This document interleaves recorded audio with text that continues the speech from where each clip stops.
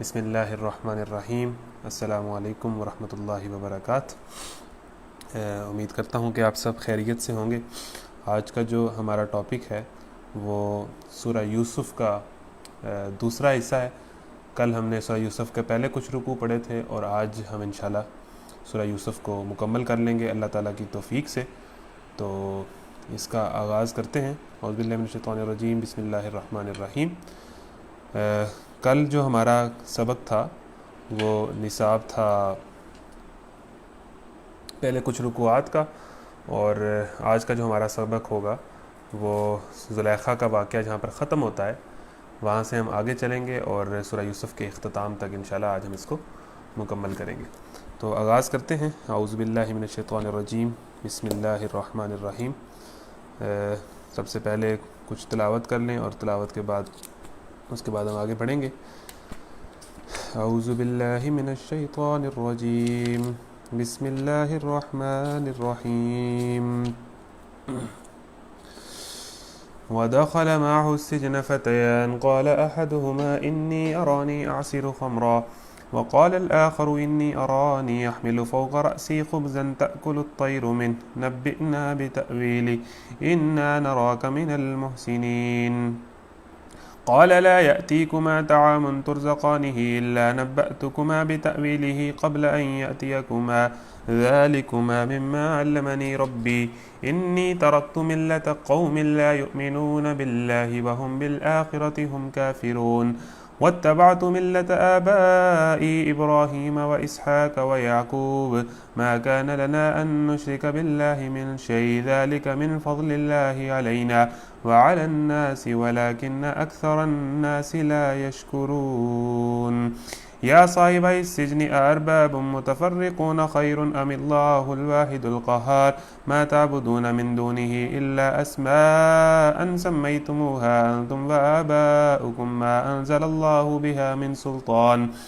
إن الحكم إلا لله أمر ألا تعبدوا إلا إياه ذلك الدين القيم ولكن أكثر الناس لا يعلمون يا صاحبي السجن أما أحدكما فيسقي ربه خمرا وأما الآخر فيصلب فتأكل الطير من رأسه قضي الأمر الذي فيه تستفتيان وقال للذي ظن أنه ناج منهما اذكرني عند ربك فأنساه الشيطان ذكر ربه فلبث في السجن بضع سنين وقال الملك إني أرى 7 بقرات سمان يأكلهن 7 عجاف و7 سنبلات خضر وأخرى يابسات يا أيها الملأ وافتوني في رؤياي إن كنتم للرؤيا تأبرون قالوا واضغاث أحلام وما نحن بتأويل الأحلام بعالمين وقال الذي نجا منهما وادكر بعد أمة أنا أنبئكم بتأويله فارسلون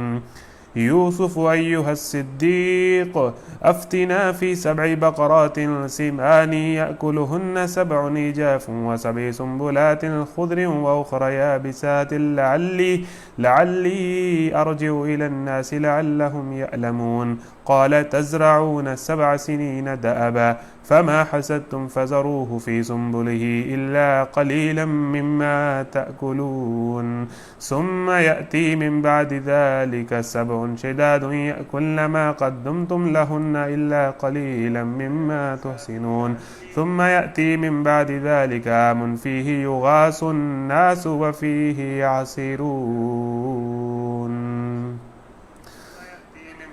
آغاز کرتے ہیں جی۔ اعوذ باللہ من الشیطان الرجیم، بسم اللہ الرحمن الرحیم۔ ہمارے یوٹیوب چینل قرآن کلب سے یہ 3 بجے انشاءاللہ آن ایئر ہو رہا ہے، اور میں نے آپ کو کہا تھا کہ یہ 2 گھنٹے کا لیکچر ہوگا اور میں کوشش کروں گا کہ اس 2 گھنٹے سے پہلے ہی مکمل کروں، لیکن اگر نہ ہو سکے تو پھر انشاءاللہ 5-10 منٹ اوپر چلے جائیں گے۔ تو آغاز کرتے ہیں۔ اعوذ باللہ من الشیطان الرجیم، بسم اللہ الرحمن الرحیم۔ کل کا خلاصہ یہ تھا کہ زلیخا نے الزام لگوا کے حضرت یوسف پر، جب وہ زنا کے لیے نہ مانے تو جھوٹے الزام میں ان کو جو ہے وہ جیل میں بند کر دیا، اور یوسف علیہ السلام وہاں پر پتہ نہیں کتنے سال پھر اس جیل میں رہے۔ بضع سنین کے الفاظ آتے ہیں۔ تو اب پوائنٹ یہ ہے کہ ہمارے ہاں جتنے ناولز ہوتے ہیں یا دکھی کہانیاں ہوتی ہیں یا کہتے ہیں کہ بڑے بڑے مطلب لوگوں کے ساتھ سانحات ہو جاتے ہیں. اس سے بڑے سانحہ کیا ہوگا، اس سے بڑا سانحہ کیا ہوگا کہ ایک پاکیزہ آدمی کو جھوٹے الزام میں، اور یہ کہ سارے جانتے ہوں اس کو کہ یہ جھوٹا نہیں تھا، یہ عورت جھوٹی تھی، جھوٹے الزام میں صرف اپنی فیس سیونگ کے لیے جو ہے وہ سالوں کے لیے جیل میں بھیج دیا جائے. یعنی وہ ساری پاکیزگی اور وہ ساری عزت جو ہے وہ داؤ پہ لگا کے ایک نبی اور ایک پاکیزہ ترین انسان جس کی پاکیزگی کی گواہی زلیخا کی ان جو ہے وہ عورتوں نے دی جن کو اس نے گھر پہ بلایا تھا. خود عزیز مصر کو پتہ تھا، خود ثابت ہو گیا تھا، زلیخا کو پتہ تھا. لیکن جو سیاست دان ہوتے ہیں جنہوں نے اپنا فیس بچانا ہوتا ہے تو اس معاملے پہ پٹی ڈالی اور کتنا بڑا ظلم کیا کہ ایک پاکیزہ ترین آدمی کو اس الزام میں. اس سے بڑا کوئی دکھ اور سانحہ ہو سکتا ہے؟ اب حضرت یوسف کا لفظ ہی اسف سے نکلا ہے، اور اسف دکھ اور ساروں کو کہتے ہیں اور افسوس کو کہتے ہیں. تو یہ اس کہانی میں بڑے دکھ ہیں جو حضرت یوسف علیہ السلام اور حضرت یعقوب علیہ السلام کو ان کے اپنوں نے دیے ہیں. اور ایک بہت بڑی جو ہے کہہ لیں کہ جتنا آپ اس کو سانحہ کہہ سکتے ہیں یا جتنی دکھی اور دکھوں سے بھری ہوئی اور آزمائشوں سے بھری ہوئی اور ٹرائل سے بھری ہوئی کہانی کہہ سکتے ہیں تو وہ حضرت یوسف کی کہانی ہے. یہ باقی جو دکھی ڈرامے اور دکھی کہانیاں ہیں اور دکھی ناولز ہیں یہ تو کچھ بھی نہیں ہے اس کے آگے کہ ایک پاکیزہ ترین آدمی کو جیل بھیج دیا جائے زنا کے الزام میں صرف اپنی فیس سیونگ کے لیے اور جانتے ہوئے. اس سے بڑا ظلم کیا ہو سکتا ہے؟ اور وہ نبی ہے، آپ اندازہ کیجئے. تو چلتے ہیں جی آگے. تو اب آگے کیا ہوا کہ جب یوسف علیہ السلام جیل میں جا چکے ہیں، اب اس کے بعد کیا ہو رہا ہے؟ اب یہ 5واں یا 6واں سین ہے اس مووی کا. وَدَخَلَ مَعَهُ السِّجْنَ فَتَيَانِ، کہ وہ جیل میں داخل ہوئے تو قید خانے میں 2 غلام اور بھی اس کے ساتھ داخل ہوئے. ایک روز ان میں سے ایک نے کہا میں نے خواب دیکھا ہے کہ میں شراب کشید کر رہا ہوں.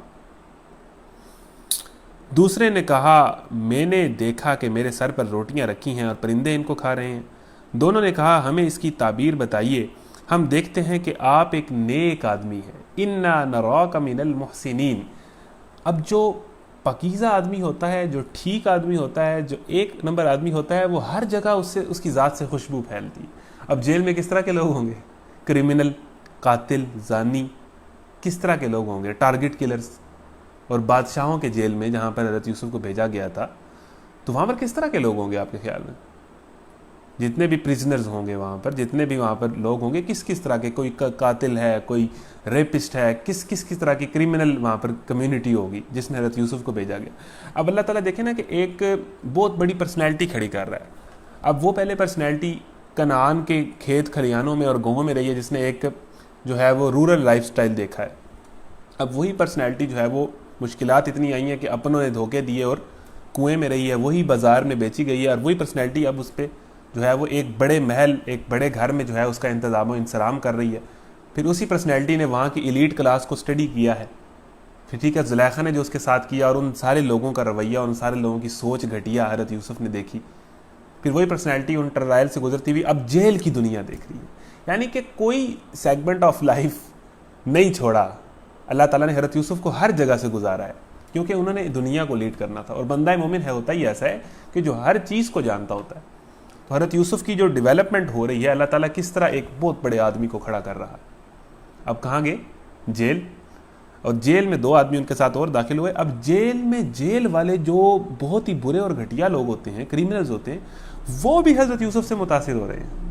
حضرت یوسف کا اخلاق ایسا ہے، حضرت یوسف کی پرسنالٹی ایسی ہے. جو نیک آدمی ہوتا ہے یا جو با اخلاق آدمی ہوتا ہے اس کی اخلاق کی خوشبو سے ہر بندہ متاثر ہوتا ہے. کہ حدیث ہے نا کہ نیک لوگ تو وہ ہوتے ہیں کہ جن کو دیکھتے ہی اللہ یاد آ جاتا ہے، اللہ یاد آ جاتا ہے. تو حضرت یوسف کی یہ پرسنالٹی تھی کہ وہ جہاں بھی جاتے تھے خوشبو چھوڑاتے تھے.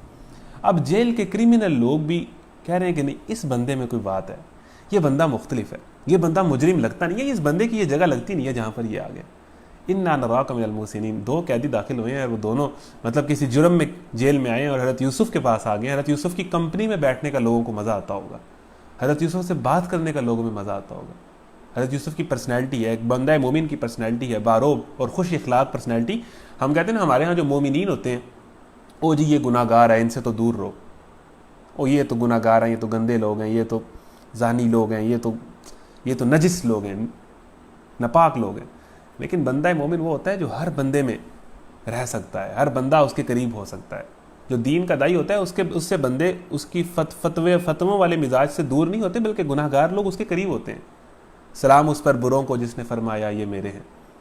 تو یہ ہے نیک آدمی کی شان، نہ کہ یہ تو فلانا گناہ گار ہے، اس نے تو یہ تو حرام کھاتا ہے، یہ تو سود خور ہے، تو یہ ہے اور یہ ہے، اور لوگ اس سے جناب دور ہوں، اور وہ کہ میں تو پاک ہوں اور گناہ گار مجھ سے دور. نہیں، حضرت یوسف کی پرسنالٹی دیکھیں کہ گناہ گار کرمنلز ان کے قریب آ رہے ہیں، ان کی کمپنی میں بیٹھنا پسند کر رہے ہیں.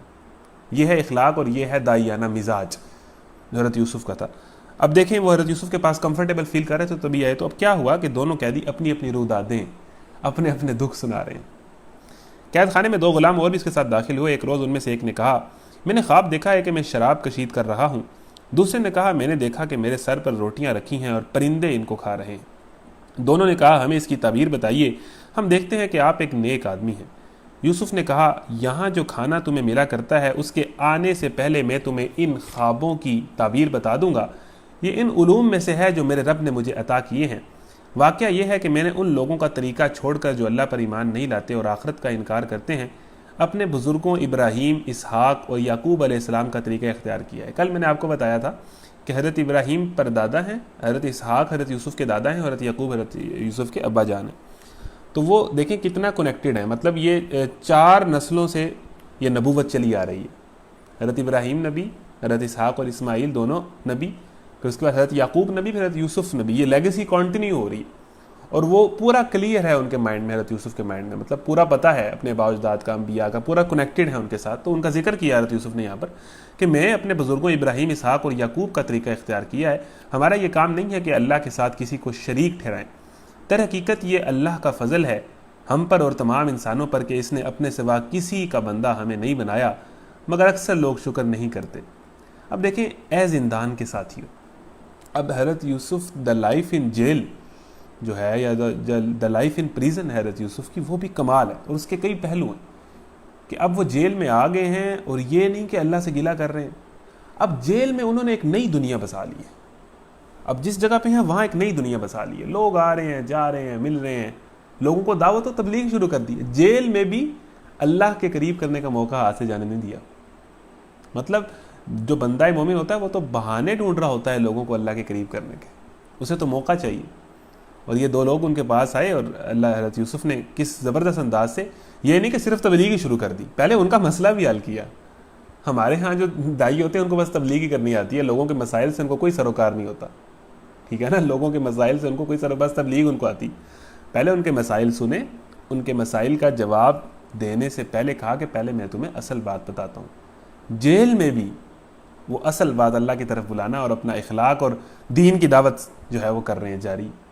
مطلب دین کی دعوت کا جو ذمہ داری ہے مسلمان پر، وہ ایک مسلسل عمل ہے، وہ ہر وقت ہے، وہ ہر آن ہے، وہ ہر لمحہ ہے، اور وہ یہ کام کر رہے ہیں. کیا کہا؟ در حقیقت یہ اللہ کا فضل ہے ہم پر اور تمام انسانوں پر کہ اس نے اپنے سوا کسی کا بندہ ہمیں نہیں بنایا، مگر اکثر لوگ شکر نہیں کرتے. اے زندان کے ساتھیوں، کیا انداز ہے ان کریمنلز کو پکارنے کا. اے میرے ساتھیوں، اے زندان کے ساتھیوں، اے میرے جیل، یا صاحب سجن، تم خود ہی سوچو کہ بہت سے متفرق رب بہتر ہیں یا وہ ایک اللہ جو سب پر غالب ہے. ہوئے ہوئے ہوئے، کیا انداز ہے دعوت دینے کا. یعنی کہ اٹ مینس کہ دعوت دینے کا انداز اس طرح کو ہونا چاہیے کہ لوگ اس سے متاثر ہو سکیں. ہمارے ہاں جو دعوت دینے کا، یہ اگر کسی نے دین کا دائی بننا ہے نا، اور وہ دعوت کا کام کس طرح کرے سوسائٹی میں، معاشرے میں، اپنی یونیورسٹی میں، اپنی سراؤنڈنگز میں، تو وہ یہ پڑھے کہ کیا انداز ہے، مطلب کیا لاجیکل بات کی ہے، کیا ایسی بات کی ہے جو کنونسنگ ہے، جو اپیلنگ ہے، جو دل پہ جا کے سیدھا لگتی ہے. کہ اے میرے جیل کے ساتھیوں، بڑے پیار سے کہا ہے کہ کیا بہت سارے خدا بہتر ہیں یا ایک خدا بہتر ہے. اب ڈیفینیٹلی بندہ کہتا ہے ایک خدا بہتر ہے. بہت ساروں کو کیا خدا بنانا ہے، یہ بھی میرا باس ہے، یہ بھی میرا باس ہے، یہ بھی میرا باس ہے، ہم تو ایک باس سے تنگ ہوتے ہیں. کیا بہت سارے خدا بہتر ہیں یا ایک خدا بہتر ہے. وہ ایک سجدہ جسے تو گراں سمجھتا ہے 1000 سجدوں سے دیتا ہے آدمی کو نجات. یعنی کہ جب بندہ، اللہ کہتے ہیں کہ اللہ کی خدائی میں غلامی ہے جی، بندہ باؤنڈ ہو جاتا ہے، حالانکہ اللہ کی غلامی میں آزادی ہے. اب بندے کو پتہ ہے میں نے صرف اللہ کی ماننی ہے، نہ اسے یہ اس بات کا ڈر ہے کہ لوگ کیا کہیں گے. سب سے بڑا بوت ہمارے ہاں ہے لوگ کیا کہیں گے. نہ اسے یہ ڈر ہے کہ معاشرہ کہے گا، یونیورسٹی والا کیا کہیں گے، دوست کیا کہیں گے، رشتہ دار کیا کہیں گے.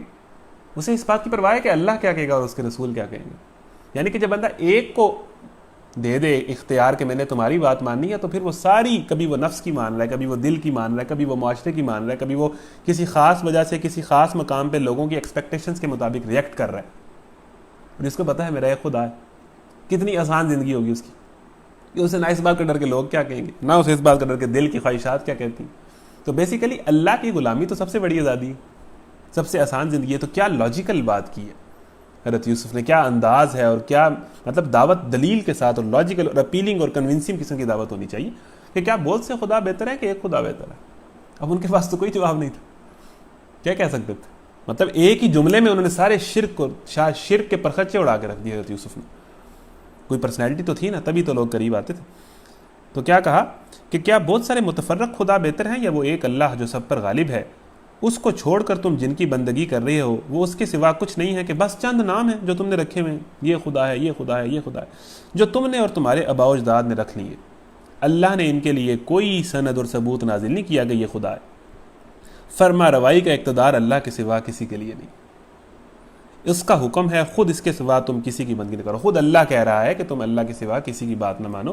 اب بیسیکلی ان کو توحید پر لا رہے ہیں، اللہ کا کلمہ سکھا رہے ہیں اور اللہ کی اطاعت کی دعوت دے رہے ہیں اور اپنی نبوت کا فریضہ سر انجام دے رہے ہیں. اس کا حکم ہے کہ خود اس کے سوا تم کسی کی بندگی نہ کرو. یہی ٹھیٹھ سیدھا طریقے زندگی ہے. سمپل اور سیدھی بات ہے کہ اللہ کی ماننی اور کسی کی نہیں ماننی. اس میں مسئلہ کیا ہے، اس میں پیچیدگی کیا ہے؟ تو ان سارے فلسفوں سے جو تم نے زندگی کے بنائے ہوئے نکلو اور ایک سیدھے راستے کی پیروی کرو. مگر اکثر لوگ جانتے نہیں ہیں. ہمیشہ سے اللہ کی بات کو کثرت نے نہیں جانا، رد ہی کیا ہے، ٹھکرایا ہے، مذاق ہی اڑایا. ولیکن اکثر الناس لا یعلمون، یہ آیات قرآن میں بار بار آئی. اے زندان کے ساتھیوں، تمہارے خواب کی تعبیر یہ ہے کہ تم میں سے اب تبلیغ کر دی اور ایسے انداز سے تبلیغ کی کہ وہ ماننے پہ مجبور ہو گئے. ان کے ایک دفعہ تو دل میں چنگاری جلا دی نا. اور اب آگے کیا کہا؟ اے زندان کے ساتھیوں، تمہارے خواب کی تعبیر یہ ہے کہ تم میں سے ایک تو اپنے رب کو شراب پلائے گا. وہ جس نے خواب دیکھا تھا نا کہ میں جو ہے وہ شراب کشید کر رہا ہوں، تو اللہ حضرت یوسف نے اس کی تعبیر یہ بتائی کہ تم دونوں میں سے ایک قیدی جو ہے وہ بچ جائے گا، وہ رہا ہو جائے گا. اور وہ کیا کرے گا؟ وہی کام جو پہلے کرتا تھا کہ وہ اپنے آقا کو، جو بادشاہ ہے یا جو مالک ہے یا جو بھی اس کا باس ہے، وہ اس کو شراب پلایا کرے گا، پھر وہی کام کرے گا جو وہ پہلے کرتا تھا. اور دوسرا تو اسے سولی پر چڑھا دیا جائے گا.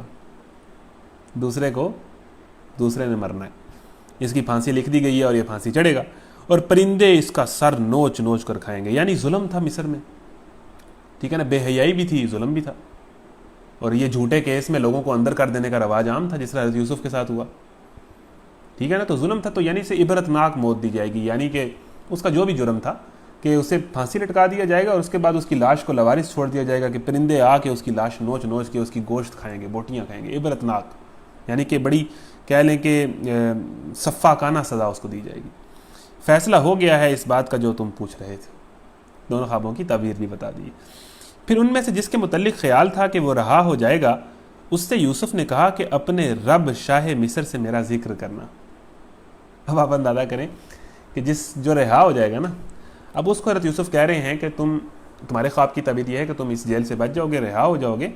تو تم کیا کرنا کہ جب تم شاہ مصر کے پاس جاؤ، اپنے بادشاہ کے پاس جاؤ، تو ذکر میرا کرنا کہ وہاں پر ایک اتنا ٹیلنٹڈ، اتنا سپر جینیس آدمی، اتنا بڑا ہیرا جیل میں پڑا ہے.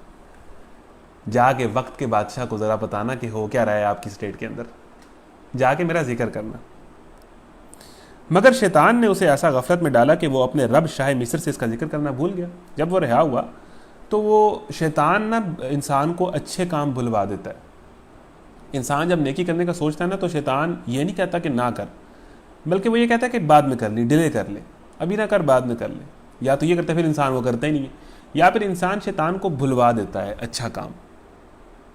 یہ جو نماز میں آپ بھولتے ہیں، آپ کی کبھی خیال ادھر چلے جاتے ہیں، کبھی خیال ادھر چلے جاتے ہیں، یہ بیسیکلی شیطان ہوتا ہے. اور بعض اوقات نماز میں بڑے بڑے نیک خیالات بھی آ رہے ہوتے ہیں لیکن نماز سے توجہ تو ہٹوا دیتا ہے. اب شیطان ایسا ٹریپر ہے کہ وہ نیکی کا خیال دے کے اصل مقصد سے دور کر دیتا ہے. اس ٹائم تو نماز پڑھنا ضروری ہے نا. اب نماز میں آپ کو شہادتوں کے خیال آ رہے ہیں اور اس طرح کے بھی خیال، بعض اوقات عجیب طرح کے خیال بھی آ رہے ہیں. تو یہ جو بھلوا دیتا ہے چیزیں، اس میں شیطان کا کردار ہوتا ہے.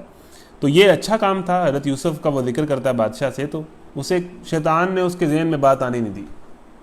یہ یہاں پر جو الفاظ لکھے ہیں، مگر شیطان نے اسے ایسا غفلت میں ڈالا کہ وہ اپنے رب سے اس کا ذکر کرنا ہی بھول گیا. اور یوسف کئی سال قید خانے میں پڑا رہا. کئی سال. یوسف لفظ ہے، سین پہ پیش ہے. قرآن میں جو لفظ آتا ہے نا، وہی لفظ کا اصل تلفظ ہوتا ہے. یوسف نہیں ہے. تو یوسف بضع سنین، کئی سال، یعنی کہ یہ 8-10 سال تقریباً کہتے ہیں لوگ کہ وہ اسی قید خانے میں رہے، اسی قید خانے میں 8-10 سال جھوٹے الزام میں۔ ایک روز بادشاہ نے کہا، اب اگلا رکوع ہے، اب وہ بادشاہ جو اس ٹائم مصر کا بادشاہ، اب یہ والا بادشاہ عزیز مصر نہیں ہے، عزیز مصر تو کوئی افسر تھا، کوئی بڑی پوسٹ کا آدمی تھا، اب یہ بادشاہ جو ہے اب 10 سال گزر گئے حضرت یوسف قید میں، اب بادشاہ ہو سکتا ہے بدل بھی گیا ہو یا وہی ہو، لیکن جو بھی بادشاہ تھا اس نے کیا کہا، ایک روز بادشاہ نے کہا میں نے خواب میں دیکھا ہے کہ 7 موٹی گائیں ہیں جن کو 7 دبلی گائیں کھا رہی ہیں، اور اناج کی 7 بالیں ہری ہیں اور دوسری 7 سوکھی۔ اے اہل دربار، مجھے اس خواب کی تعبیر بتاؤ اگر تم خوابوں کا مطلب سمجھتے ہو۔ اب بادشاہ کو ایک دن خواب آیا، مصر کا بادشاہ ہے وہ، کیا خواب آیا کہ 7 جو موٹی گائیں ہیں نا وہ 7 پتلی گایوں کو نوچ کے کھا رہی ہیں، اور اناج کی 7 بالیں ہری ہیں، یعنی 7 بالوں کے اندر اناج بھرا ہوا ہے، اور دوسری 7 بالیں جو ہیں اناج کی وہ سوکھی ہیں، ان کے اندر اناج نہیں ہے، سوکھ گئی، یعنی 7 موٹی گائیں 7 پتلی گائیں کو کھا رہی ہیں اور اناج کی 7 بالیں ہری ہیں اور 7 سوکھی ہیں۔ اے اہل دربار، مجھے اس خواب کی تعبیر بتاؤ اگر تم خوابوں کا مطلب سمجھتے ہو۔ درباریوں نے کہا یہ تو پریشان خوابوں کی باتیں ہیں اور ہم اس طرح کے خوابوں کا مطلب نہیں جانتے۔ اچھا، اس ٹائم بھی جو دربار میں لوگ ہوتے تھے نا وہ ان کی ڈگریاں جعلی ہوتی تھیں، یعنی کہ وہ کوئی سفارشی لوگ دربار میں پہنچے ہوئے تھے، چاپلوس خوشامد کرنے والے۔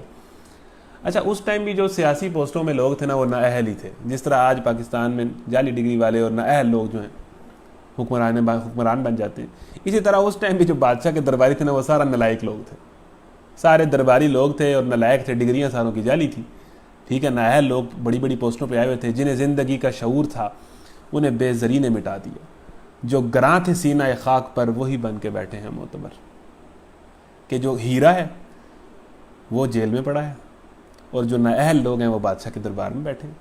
انہوں نے کہا بادشاہ سلامت، نہیں جی یہ ایویں خواب آ گیا آپ کو، آپ ایویں ٹینشن زیادہ لے گئے ہیں، آپ کو یہ خواب آ گیا، اس کا یہ پریشان خیالی ہے اور پریشان خواب ہے، ان خوابوں کا کوئی مطلب نہیں ہوتا۔ لیکن بادشاہ پریشان تھا۔ اب کیا ہوا کہ جیسے ہی وہ بندہ جو شراب پلاتا تھا بادشاہ کو اور وہ وہاں پر کھڑا تھا، جو آزاد ہو کے گیا تھا قید خانے سے، اس کے فوراً مائنڈ میں آیا کہ ایک بندہ تو جیل میں بیٹھا اور وہ خوابوں کی تعبیر بتاتا ہے، اور اس کی خوابوں کی تعبیر تو سچی ثابت ہوئی ہے، دوسرے کو پھانسی ہوئی، میں رہا ہو گیا، انہوں نے خواب کی تعبیر۔ اس کے ذہن میں فوراً مائنڈ میں آیا کہ بھئی اس خواب کی تعبیر ان نااہلوں کو تو نہیں پتا، بادشاہ صاحب پریشان ہیں، تو میں یوسف سے جا کے پوچھتا ہوں خواب کی تعبیر بتاؤ اگر تم۔ لوگوں نے کہا تو یہ تو پریشان خوابوں کی باتیں ہیں، ہم اس طرح کے خوابوں کا مطلب نہیں جانتے۔ انہوں نے کہا بادشاہ سلامت کچھ نہیں ہوا، خیر ہے۔ ان 2 قیدیوں میں سے جو شخص بچ گیا تھا، قرآن کے الفاظ ہیں، اور اسے ایک مدت دراز کے بعد اب بات یاد آئی۔ دیکھیں نا، اللہ کے اپنے پلانس ہیں، اللہ نے اپنے حساب سے چیزوں کو کرنا ہے۔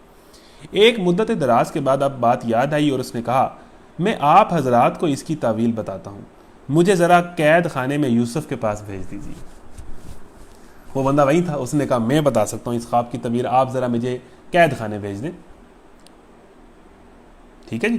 اس نے جا کر کہا یوسف ایھا الصدیق، ہوئے ہوئے ہوئے، یعنی ایک آدمی جو برا ہے ابھی تک بھی 10 سال بعد بھی حضرت یوسف کے کریکٹر کی چھاپ اس کے اوپر ہے، وہ بھولا نہیں ہے۔ جا کے کیسے مخاطب کیا، یعنی وہی والی بات جو اللہ کے نبی کو صادق اور امین کہتے تھے ان کے دشمن بھی، کافر بھی، وہی معاملہ یہاں پر ہے۔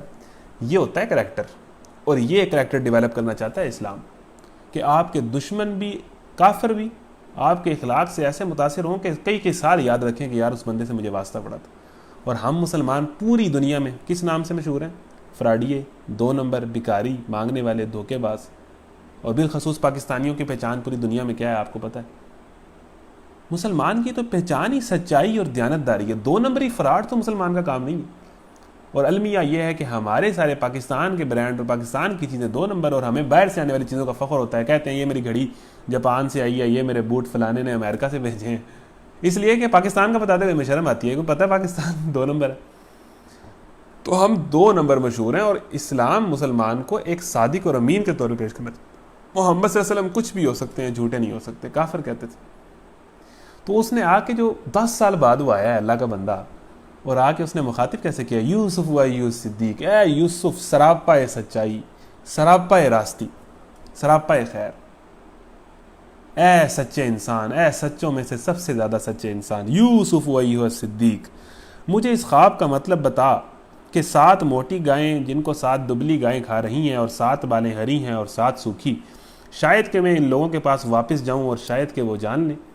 یوسف نے کہا 7 برس تک لگاتار تم کھیتی باڑی کرتے رہو گے۔ اب یوسف نے یہ نہیں کہا بھائی تم کتنے رہا سی، تو 10 سال بعد آ گئے میرے کو، تو میرے کو پھر خواب دی تعبیر پوچھ رہے ہیں، یہ نہیں کہا، یہ ظرف ہے۔ غلط الزام میں جیل میں گئے، صبر کیا، بھائیوں نے کنویں میں پھینکا، صبر کیا، اور اب یہ بندہ 10 سال بعد پھر خواب کی تعبیر پوچھنے آ گیا ہے، اور جس کام کے لیے کہا تھا وہ اس نے کیا نہیں ہے، تو اس کو کہا بھی نہیں ہے کہ تو نے یہ کیا کیا۔ ہم کسی پہ احسان کریں اور دوبارہ وہ ہم سے احسان لینے آ جائیں، ہم کہ تو پھر آ گئے۔ تو یہ جو کریکٹر ایک نبی کا ہوتا ہے، یا جو ایک قرآن ایک انسان آئیڈیل نوجوان، یعنی وہ چھوٹی چھوٹی ہم تو ہماری کوئی ڈی پی لائک نہ کرے تو ہم ناراض ہو جاتے ہیں، ہم کدھر کے نوجوان، ہماری تو کیمرے سے کوئی تصویر اچھی نہ کھینچے تو ہماری لڑائی ہو جاتی ہے، ان باتوں پہ ہماری لڑائیاں ہوتی ہیں، کیا چھوٹے چھوٹے ہمارے مسئلے ہیں۔ اور ادھر کیا کریکٹر ہے کہ ایک بندہ 10 سال بعد آیا دوبارہ کام کرنے، اور اصل کام کیا ہوا نہیں اس نے جس کا کہا تھا، تو اس کو کچھ بھی نہیں کہا اور اس کی بات کا جواب دیں، اس کا مسئلہ پھر حل کرنے لگ پڑے۔ یہ کیسے لوگ ہیں، یہ کیسا اسلام ہے، اور یہ کس طرح کے انسان؟ حضرت یوسف نے جواب دینا شروع کر دیا، مجھے اس خواب کا مطلب بتا کہ 7 موٹی گائیں ہیں جن کو 7 دبلی گائیں کھا رہی ہیں، اور 7 بالیں ہری ہیں اور 7 سوکھی، شاید کہ میں ان لوگوں کے پاس واپس جاؤں اور شاید کہ وہ جان لیں۔ یوسف نے کہا 7 برس تک تم لگاتار کھیتی باڑی کرتے رہو گے۔ یہ اتنا اہم خواب تھا، اور وہ جو نکمے تھے وہ کہہ رہے تھے وہ بادشاہ سلامت ہے نہیں تو ان خواب آ گئے، ایسا کوئی مطلب نہیں ہے، نااہل۔ اب حضرت یوسف کیا تعبیر بتا رہے ہیں؟ یوسف نے کہا 7 برس تک کیا ہوگا کہ تم لگاتار کھیتی باڑی کرتے رہو گے، اس دوران میں جو فصلیں تم کاٹو ان میں سے بس تھوڑا سا حصہ جو تمہاری خوراک کے کام آئے نکالو، اور باقی کو اس کی بالوں ہی میں رہنے دو۔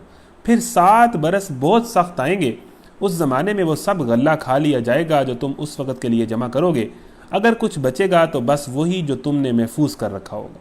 اس کے بعد پھر ایک سال آئے گا جس میں باران رحمت سے لوگوں کی فریاد رسی کی جائے گی اور وہ رس نچوڑیں گے۔ اب مصر کو حضرت یوسف نے اگلے 15 سالوں کا اکنامکل ایجنڈا دے دیا پکڑ کے بیٹھے بیٹھے۔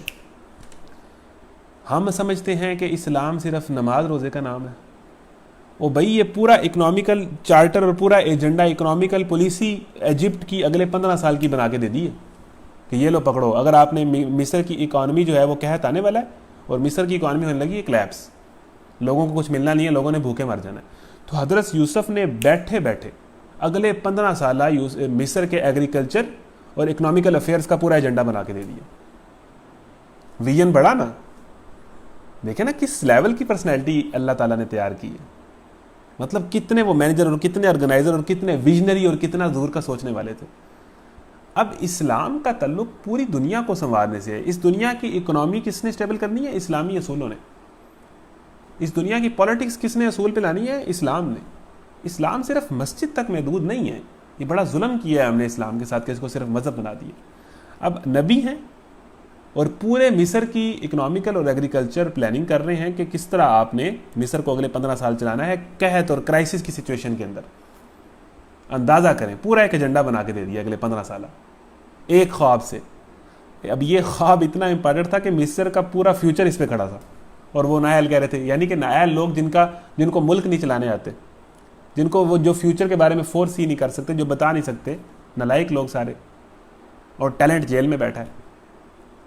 کیا کہا کہ تم کیا کرو کہ یہ خواب بڑا اہم ہے، تم اس کا مطلب یہ ہے کہ 7 گائیں جو 7 گاؤں کو کھا رہی ہیں کہ 7 سال جو ہے نا بڑا قحط آنے والا ہے۔ تو کیا بتایا کہ تم فصلیں کاٹو، تم نے سے تھوڑا سا حصہ جو تمہاری خوراک کے کام آئے، 7 برس تک لگاتار کھیتی باڑی کرتے رہو، فصلیں اگاؤ، ٹھیک ہے نا، اس دوران میں جو فصلیں تم کاٹو ان میں سے بس تھوڑا سا حصہ جو تمہاری خوراک کے کام ہے نکالو، اور باقی اس کی بالوں ہی میں رہنے دو۔ ایک پلاننگ دی ہے کہ جو فصلیں کاٹو اس میں سے تھوڑا سا اناج جو ضرورت کا ہے نا، اپنی ضروریات کم کر لو، ٹھیک ہے نا، آپ نے ایک کرائسس کو فیس کرنا ہے، قحط کو فیس کرنا ہے، تو سارا مصر بادشاہ ایسی پالیسی بنائے کہ سب کی ضروریات کم کر دے، فصلیں جو ہیں ان میں سے کم اناج لیا جائے اور بڑا حصہ اناج کا فصلوں کے اندر ہی رہنے دیا جائے، اور کھیتی باڑی کی جائے یہ 7 سال جو ابھی ٹھیک ہیں۔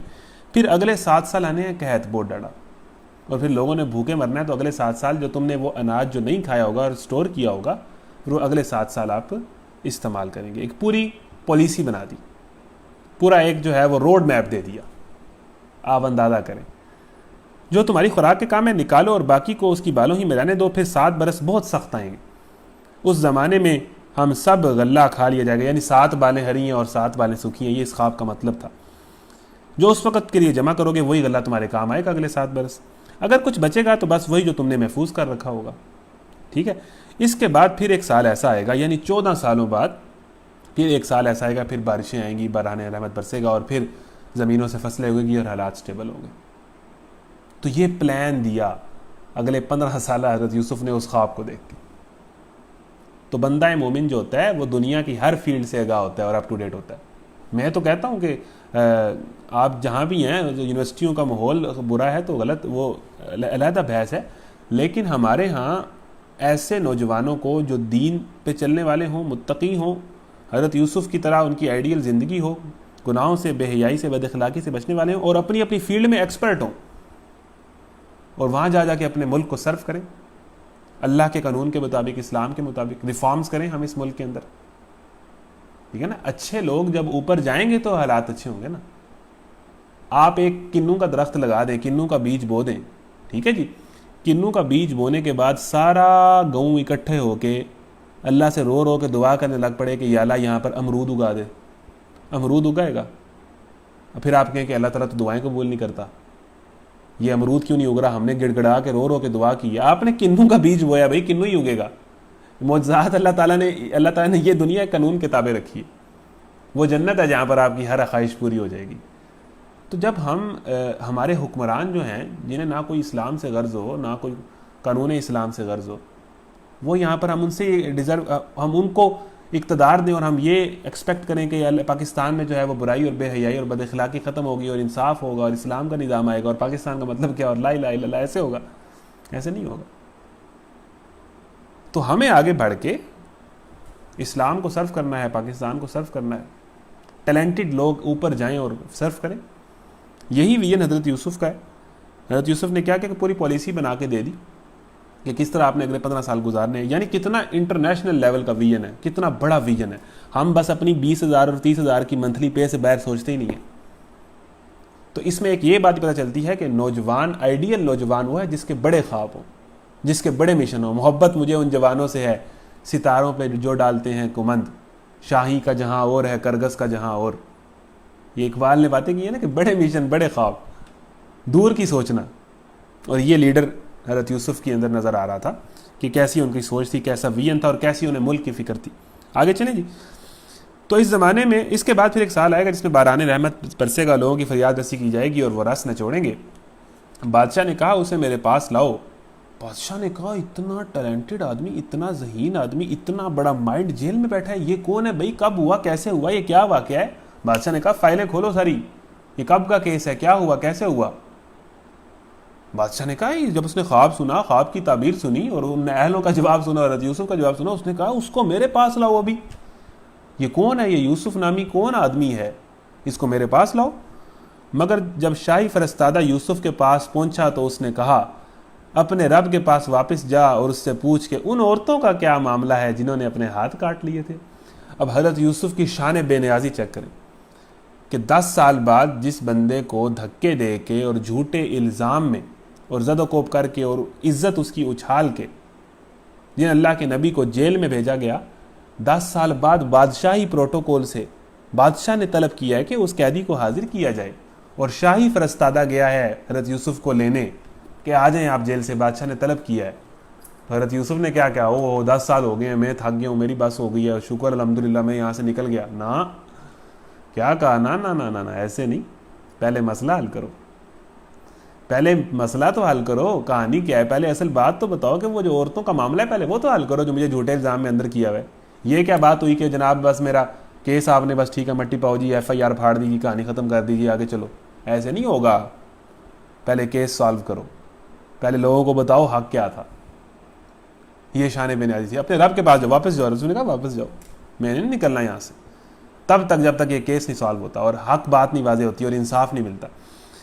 ان سے پوچھو کہ ان عورتوں کا کیا معاملہ ہے جنہوں نے اپنے ہاتھ کاٹ لیے تھے، میرا رب تو ان کی مکاری سے واقف ہی ہے، میرا رب تو ان کی مکاری سے واقف ہے، میں چاہتا ہوں کہ لوگ بھی واقف ہوں اور یہ پتہ چلے۔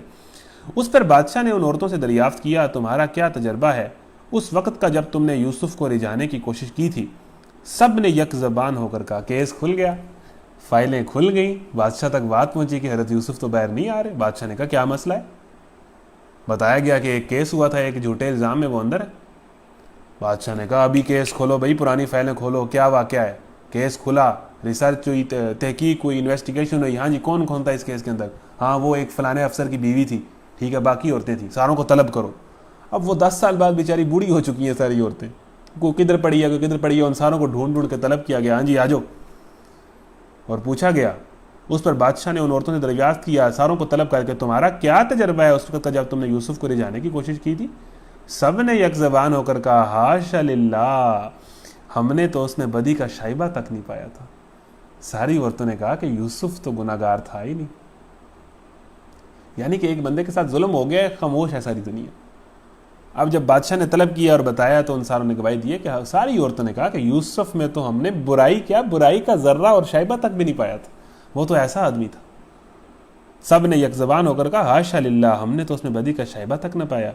عزیز کی بیوی بول اٹھی، زلیخا، اب حق کھل چکا ہے، وہ میں ہی تھی جس نے اس کو پھسلانے کی کوشش کی تھی، بے شک وہ بالکل سچا ہے۔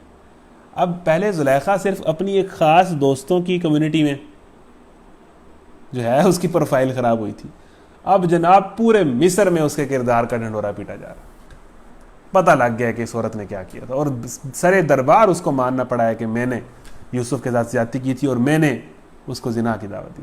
یعنی زلیخا ویسے بھی ساری زندگی سکون میں نہیں گزار سکی، اور اس کے بعد جب وہ پھنسی ہے تو کیسی پھنسی ہے۔ اس لیے ظالم بندہ جلد یا بدیر پھنستا ہے، ظلم کرنے والے کو اس کا صلہ مل جاتا ہے، دنیا میں اللہ اس کو ذلیل کر دیتا ہے۔ تو ہو گیا واقعہ، مکافات عمل ہو گیا، پکڑی گئی، سر دربار پکڑی گئی، اب تو بیچاری کی عمر ہی پتہ نہیں کتنی تھی اور وہ پکڑی گئی۔ عزیز کی بیوی بول اٹھی، اب حق کھل چکا ہے، وہ میں ہی تھی جس نے اس کو پھسلانے کی کوشش کی تھی، بے شک وہ بالکل سچا ہے۔ یوسف نے کہا اس سے میری غرض یہ تھی کہ عزیز یہ جان لے کہ میں نے در پردہ اس کی خیانت نہیں کی تھی۔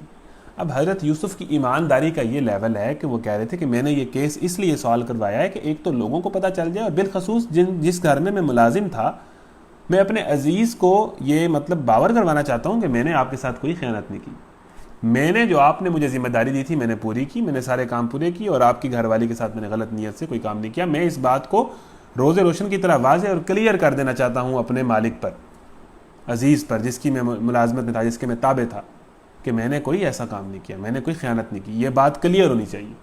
پہلے کیس سالو ہوا ہے، اب حضرت یوسف وہاں سے نکلیں۔ میرا رب تو ان کی مکاری سے واقف ہی ہے۔ اچھا، میں نے یہ اس لیے کیا کہ عزیز یہ جان لے کہ میں نے در پردہ اس کی خیانت نہیں کی تھی، اور یہ کہ جو خیانت کرتے ہیں ان کی چالوں کو اللہ کامیابی کی راہ پر نہیں لگاتا۔ میں کچھ اپنے نفس کی برت نہیں کر رہا۔ وما ابرئ نفسی، 13واں سپارہ یہاں سے شروع ہو رہا ہے، بڑے خوبصورت الفاظ ہیں کہ حضرت یوسف نے کہا کہ میں یہ نہیں کہتا کہ میں بڑا کوئی پاک پاکیزہ ہوں اور میں گناہ کر ہی نہیں سکتا۔ دیکھیں یہ نبی کے الفاظ ہیں، میں یہ نہیں کہہ رہا کہ وما، میں اپنے نفس کی برت کا اعلان نہیں کر رہا۔ ان النفس لامارۃ بالسوء، وہی والی بات، نفس امارہ کا ذکر آ گیا کہ نفس تو برائی کا حکم دیتا ہے، اور ہر انسان کو دیتا ہے۔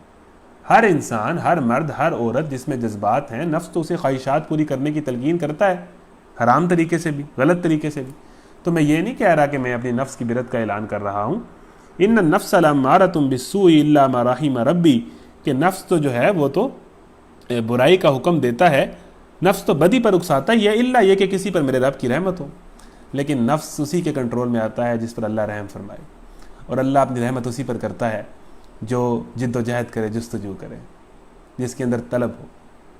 تو یہ جو گناہوں سے بچ جاتے ہیں، یہ اللہ کی رحمت ہوتی ہے ان پر، اور ان کی اپنی کمٹمنٹ ہوتی ہے اور اللہ سے تعلق ہوتا ہے۔ تو نفس تو ہر انسان کے اندر ہے۔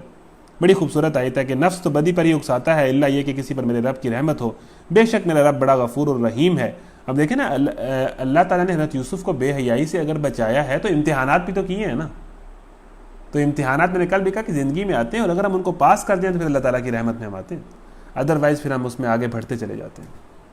ایک دفعہ پاس کریں گے آپ، اگلی دفعہ اتنے اسٹرانگ ہوں گے، اور پہلی دفعہ میں فیل ہو جائیں گے نا، جب امتحان آیا عورت کا یا ایسا فتنہ یا نفس کا، اور ہم نے انجوائے کر لیا، تو نیکسٹ ٹائم پھر ہمارا قابو پانا کمزور ہو جائے گا، ہمارے اندر جو اسٹیمنا ہے نا وہ ختم ہوتا جائے گا گناہ سے بچنے کا۔ تو آگے کیا ہوا؟ بادشاہ نے کہا انہیں میرے پاس لاؤ تاکہ میں ان کو اپنے لیے مخصوص کر لوں۔ جب یوسف نے اس سے گفتگو کی تو اس نے کہا اب آپ ہمارے ہاں قدر و منزلت رکھتے ہیں۔ بادشاہ بھی متاثر کہ یہ کیسا آدمی ہے، کیسا بندہ ہے۔ جب بادشاہ سے ڈائلاگ ہوا حضرت یوسف کا اور وہ سارا کیس ساروں کے سامنے ہوا، تو حضرت یوسف کا کریکٹر، بولنے کا انداز، اگر حضرت یعقوب کی گفتگو آپ نے پیچھے پڑھی ہے، وہ کتنے اچھے انداز سے انہوں نے اپنے بیٹوں کا ذکر کیا تھا، اور یہاں پر حضرت یوسف کی جو گفتگو کا طریقہ ہے نا، وہ بڑا کمال تھا، جو آپ کو قیدیوں کو تبلیغ کرتے ہوئے بھی نظر آئے گا، آگے جا کے بھی نظر آئے گا، اور یہاں پر بھی نظر آئے گا کہ بڑے سویلائز، بڑے سلیقہ شار۔ تو نیک لوگوں کے بچے صرف نمازی فریزی نہیں ہوتے، بلکہ ان کا اخلاق، ان کو بولنے کا طریقہ، ان کی گفتگو بڑی مہذب ہوتی ہے، بڑی متاثر کن ہوتی ہے۔ اخلاق بڑی کمال چیز ہے، اور اخلاق بنیادی چیز ہے۔ نمازیں آپ جتنی مرضی پڑھتے ہوں، آگے سے زبان سے گالی دیتے ہوں، تو لوگ آپ کے قریب نہیں ہوں گے، اور آپ کی کیا پرسنالٹی ہے پھر؟ ٹھیک ہے جی۔ یوسف نے کہا، اب بادشاہ نے کہا کہ اب آپ کو میں بڑی قدر منزلت دوں گا، یعنی اتنے کیلیبر کا آدمی، آپ کی امانت پر مجھے پورا بھروسہ ہے، آپ ہمارے ہاں قدر و منزلت رکھتے ہیں۔ یوسف نے کہا ملک کے خزانے میرے سپرد کر دیجئے، میں حفاظت کرنے والا بھی ہوں اور علم بھی رکھتا ہوں۔ اجعلنی علی خزائن الارض انی حفیظ علیم۔ پوائنٹ آ گیا، پوائنٹ تو بہت زور سے آ گیا، اب ذرا سنیے گا کہ حضرت یوسف کو پتا تھا کہ اب جو ہے میں نے، مجھ سے اللہ تعالیٰ کوئی بڑا کام لینے والا ہے۔ تو حضرت یوسف جب پولیٹکس میں آ رہے ہیں، ابھی حکومت ہی ہے نا، مصر کا ہی حکومتیں پولیٹکس ہی ہے نا، ویسے تو پولیٹکس بڑا بدنام لفظ ہے، لیکن ہے تو یہ پولیٹکس ہی۔ اب حضرت یوسف پولیٹکس میں آ رہے ہیں، حکومت چلانی ہے، مصر کا نظام چلانا ہے۔ اب حضرت یوسف نے حکومت کی ذمہ داری لینے سے پہلے کیا کام کیا ہے؟ اپنے اوپر جتنے جھوٹے اور کیس تھے نا، وہ ختم کرائے ہیں۔ یعنی کہ اس سے یہ بات پتہ چلتی ہے کہ جس بندے پر کیس ہوں اور وہ بندہ یہاں پر ایم پی اے بناؤ، یہ بات بارے میں نہیں ہے، اس بندے کے کریکٹر پہ سوال ہیں۔ اگر اس پہ جھوٹے کیس ہیں تو وہ کلیئر کرے اپنے آپ کو۔ اب حضرت یوسف نے حکومت میں آنے سے پہلے جو ان کے اوپر ایک کیس تھا نا، جو ان کی پروفائل خراب کر رہا تھا، اور لوگ ان کو سمجھتے تھے کہ یہ، لوگوں کو تو پروپیگنڈے کی وجہ سے یہی پتا تھا کہ یوسف نے یہ کام کیا، کچھ لوگوں کو تو سچائی پتہ تھی، لیکن عام لوگوں کو تو یہی پتا تھا۔ تو حضرت یوسف نے پہلے اپنی پرسنالٹی کو پیش کیا ہے کہ میرے اوپر جو الزام تھا وہ بالکل غلط تھا، اور ثابت کروایا، اور عدالت سے بری ہوئے ہیں۔ پھر حکومت کے اندر آ کے کوئی پوسٹ لی ہے۔ چیک کریں کتنے محتاط تھے حضرت یوسف اس معاملے میں، کہ پہلے اپنے اوپر سے جو کیس تھا وہ ہٹوایا ہے، اور کلیئر کیا ہے پوری دنیا کو کہ اب میں جب حکمران بننا ہے یا پبلک فگر بننا ہے، لوگوں کے سامنے آیا تو لوگوں کو یہ پتا ہو کہ اس نے کوئی زنا نہیں کیا ہوا جوانی میں، یہ کوئی زانی نہیں تھا، یہ تو پاکیزہ آدمی تھا، اور عدالت سے بری ہوا ہے، اور لوگوں نے گواہی دی ہے۔ آپ دیکھ لیں، یعنی کہ اپنے اوپر سے ایک ذمہ داری لینے سے پہلے ایک کیس کلیئر کروایا ہے، کیونکہ اب وہ لوگوں کے سامنے آ رہے ہیں، اب وہ ایک ذمہ داری پر آ رہے ہیں، لوگ اب کویسچن کریں گے، لوگ سوال کریں گے، لوگوں کے کنسرنز ہوں گے۔ حضرت یوسف نے اپنے آپ کو کلیئر کیا کہ یہ جو کیس تھا، یہ میں اس میں بالکل گناہ گار نہیں ہوں، اور سارا کیا کرایا ان عورتوں کا، اور میں جھوٹے الزام میں 10 سال جیل میں رہا ہوں۔ تو اپنے آپ کو کلیئر کیا۔ یہاں کے جتنے حکمران ہیں یہ کلیئر کریں اپنے سارے کیس، پھر حکمرانی کریں۔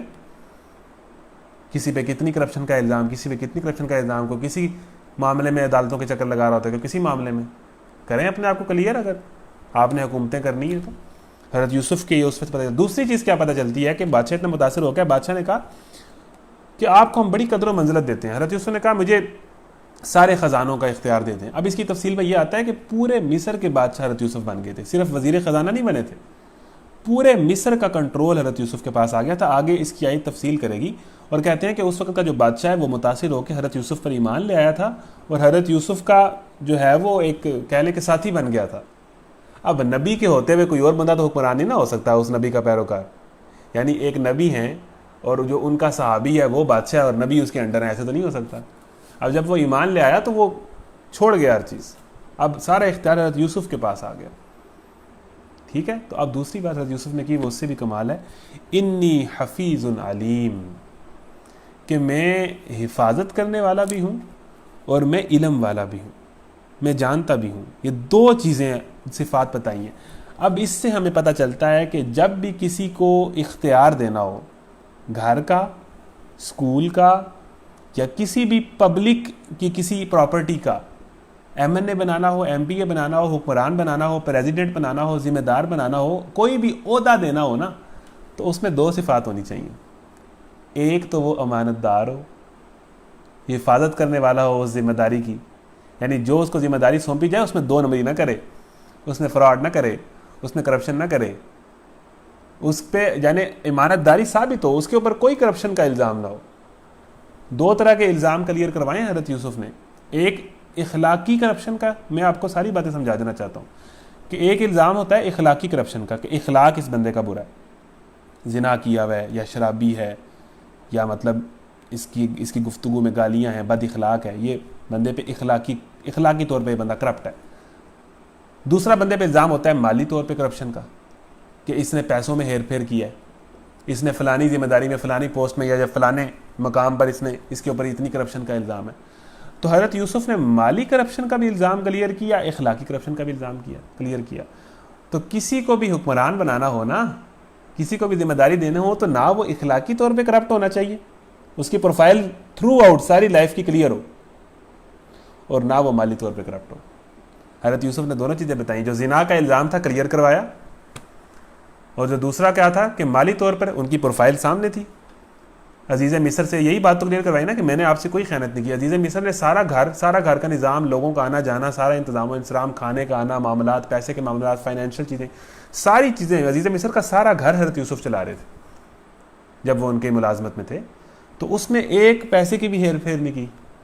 یعنی کہ حضرت یوسف جن پوسٹوں پہ پہلے رہے ہوئے تھے ان پہ کسی مالی کرپشن کا بھی الزام نہیں تھا، نہ اخلاقی طور پہ کسی کرپشن کا الزام تھا، نہ مالی طور پہ، دونوں طور پہ کلیئر تھے۔ اور پھر اپنے آپ کو پیش کیا کہ ہاں مجھے دیں مصر کا کنٹرول، اور پہلے کلیئر کیا کہ نہ مجھ پہ مالی طور پہ کوئی کرپشن کا الزام ہے، نہ مجھ پہ اخلاقی طور پہ کرپشن کا الزام ہے۔ انی حفیظ علیم، نمبر 1 میں حفاظت کرنے والا ہوں، جو مجھے ذمہ داری ملتی ہے نا میں پوری ذمہ داری سے اس ذمہ داری کو نبھاتا ہوں، اس میں 2 نمبری نہیں کرتا۔ نمبر 2 حکمران منتخب کرنے کی دوسری صفت قرآن کیا بتا رہا ہے؟ علیم، اور میں اس کام کو جانتا بھی ہوں۔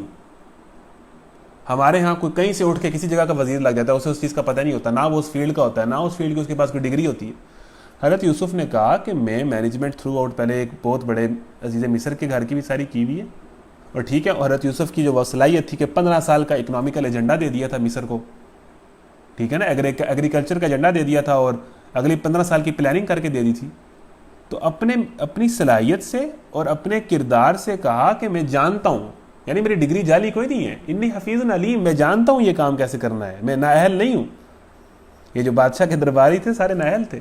نمبر 1 اگر آپ نے کسی کو حکمران بنانا ہے یا کسی کو کوئی عہدہ دینا ہے تو اس میں پہلی چیز آپ نے دیکھنی ہے، سورہ یوسف بتا رہی ہے کہ اس پہ اخلاقی طور پہ کوئی کرپشن کا الزام نہ ہو۔ ہمارے ہاں تو لوگوں پہ اخلاقی طور پہ کرپشن کے کیا الزام ہے؟ ثابت ہیں یہ لوگ زانی ہیں، یہ لوگ جناب چور ہیں، یہ لوگ ڈاکو ہیں، یہ لوگ اتنے حرام کھائے ہوئے ہیں۔ الزام تو دور کی بات ہے۔ اسلام کیا معیار دے رہا ہے کہ حکمران پر نہ اخلاقی طور پہ کسی کرپشن کا الزام ہوتا ہے، نہ وہ کرپٹ ہوتا ہے جو مسلمانوں کا حکمران ہوتا ہے یا جو مطلب ایک لیڈر ہوتا ہے، اور نہ اس پہ کسی مالی کرپشن کا الزام ہوتا ہے۔ امانت دار ہوتا ہے، اس کے کریکٹر پہ کوئی انگلی نہیں اٹھائی جا سکتی، اور اس کے بعد کیا ہوتا ہے کہ وہ نااہل نہیں ہوتا، وہ اس کام کو پوری طرح جانتا ہے، اس کی پوری سکسیس سٹوری پیچھے ہوتی ہے۔ انی حفیظ علیم، میں اس کی حفاظت بھی کروں گا، میں ذمہ دار بھی ہوں، میں کوئی فراڈ نہیں کروں گا، اور میں اس کام کو جانتا بھی ہوں، میری ڈگری جعلی نہیں ہے، میں نااہل نہیں ہوں، میں اس کام کو اچھے طریقے سے کرنا جانتا بھی ہوں۔ تو یہ 2 صفات ہیں، اور یہ 2 چیزیں ہیں کسی بھی حکمران کے انتخاب میں جو سورہ یوسف بتاتی ہے۔ اور ایک آئیڈیل نوجوان کی زندگی کیا ہے کہ اس کے اوپر نہ مالی طور پہ وہ کرپٹ ہو کہ یار یہ بندہ قرض نہیں دیتا، یہ بندہ پیسے لے کے واپس نہیں کرتا، یار یہ بندہ اس کو کوئی چیز دو تو واپس نہیں کرتا، اور وہ اخلاقی طور پہ کرپٹ نہ ہو، وہ ہوتا ہے آئیڈیل نوجوان۔ اور دنیا اسی کی ہے، لیڈر وہی ہوتا ہے، لیڈ وہی کرتا ہے، لوگ اسی کے پیچھے چلتے ہیں۔ دیکھو بادشاہ گھٹنے ٹیک گیا، سارا دربار گھٹنے ٹیک گیا حضرت یوسف کے، کردار تھا نا، کردار کی چوٹ تھی، کریکٹر تھا، اس کے ساتھ گفتگو کا طریقہ تھا، بولنے کا انداز تھا، صلاحیت تھی، اور کانفیڈنس تھا، اعتماد تھا، یہ ساری چیزیں حضرت یوسف کے اندر تھی۔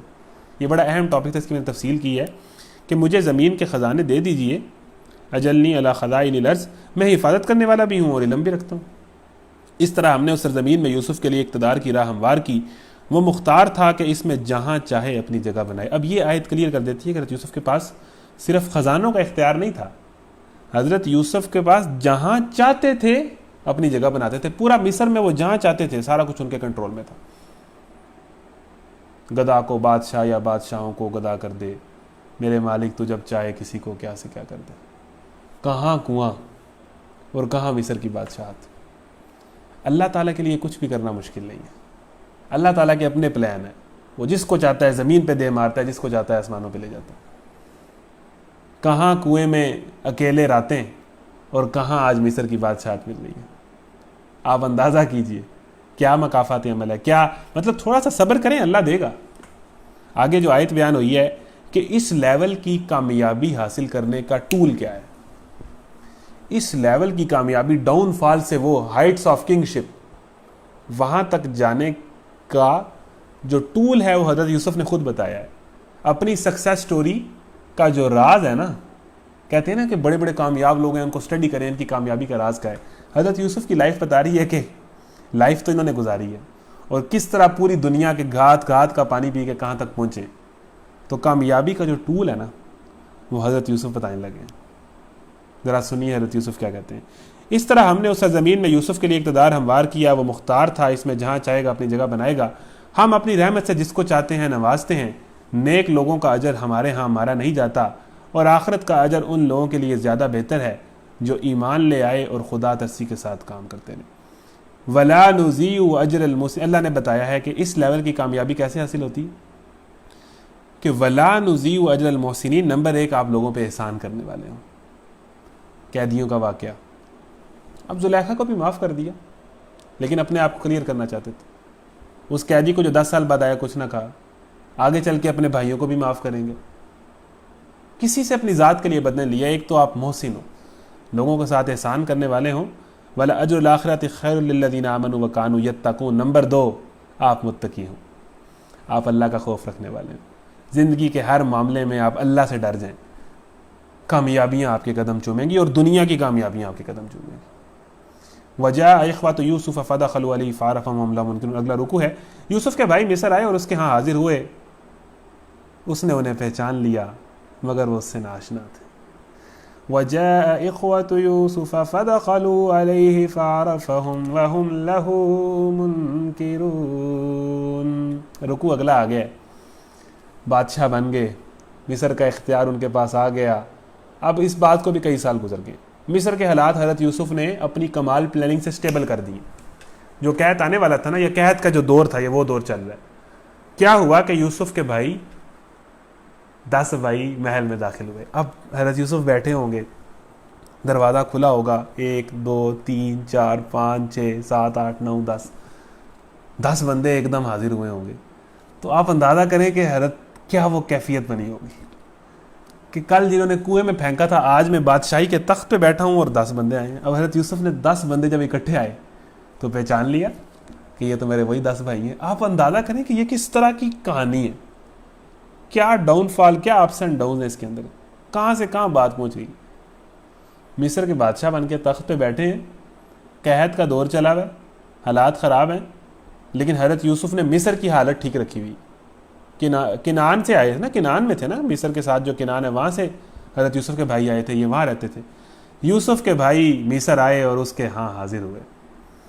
اس نے انہیں پہچان لیا مگر وہ اس سے ناآشنا تھے. انہیں کیا پتا کہ جس کو ہم نے کنویں میں پھینکا تھا وہ آج مصر کا بادشاہ ہے. وہ اس سے ناآشنا تھے, یوسف نے پہچان لیا. اب حضرت یوسف کے اندر کی جو کیفیت ہے وہ بیان نہیں ہوئی, لیکن وہ کیا کیفیت ہوگی. پھر جب اس نے ان کا سامان تیار کروا دیا تو چلتے وقت ان سے کہا, اپنے سوتیلے بھائی کو میرے پاس لانا. حضرت یوسف حضرت بنیامین ایک ماں سے تھے, اور جو باقی 10 ان کے بھائی تھے وہ دوسری ماں سے تھے. تو جب وہ جانے لگے نا, اب کیا صورتحال ہے کہ میں نے آپ پہلے بتایا نا کہ مصر کے حالات کیا تھے. قحط آنا تھا, 7 سال کھیتی باڑی کرنی تھی. اب یہ ہے کہ میرا خیال ہے کہ یہ وہ والا وقت ہے کہ جب قحط آ چکا ہے, لوگوں کے حالات بڑے خراب ہیں. مصر کے اطراف کے جو شہر ہیں یا اطراف کی جو آبادیاں ہیں نا, وہاں پر لوگ آگے غریب تھے, لیکن جب یہ فصلوں والا مسئلہ ہوا ہے, قحط ہوا ہے, تو وہ بالکل ہی بھوکے مر رہے ہیں.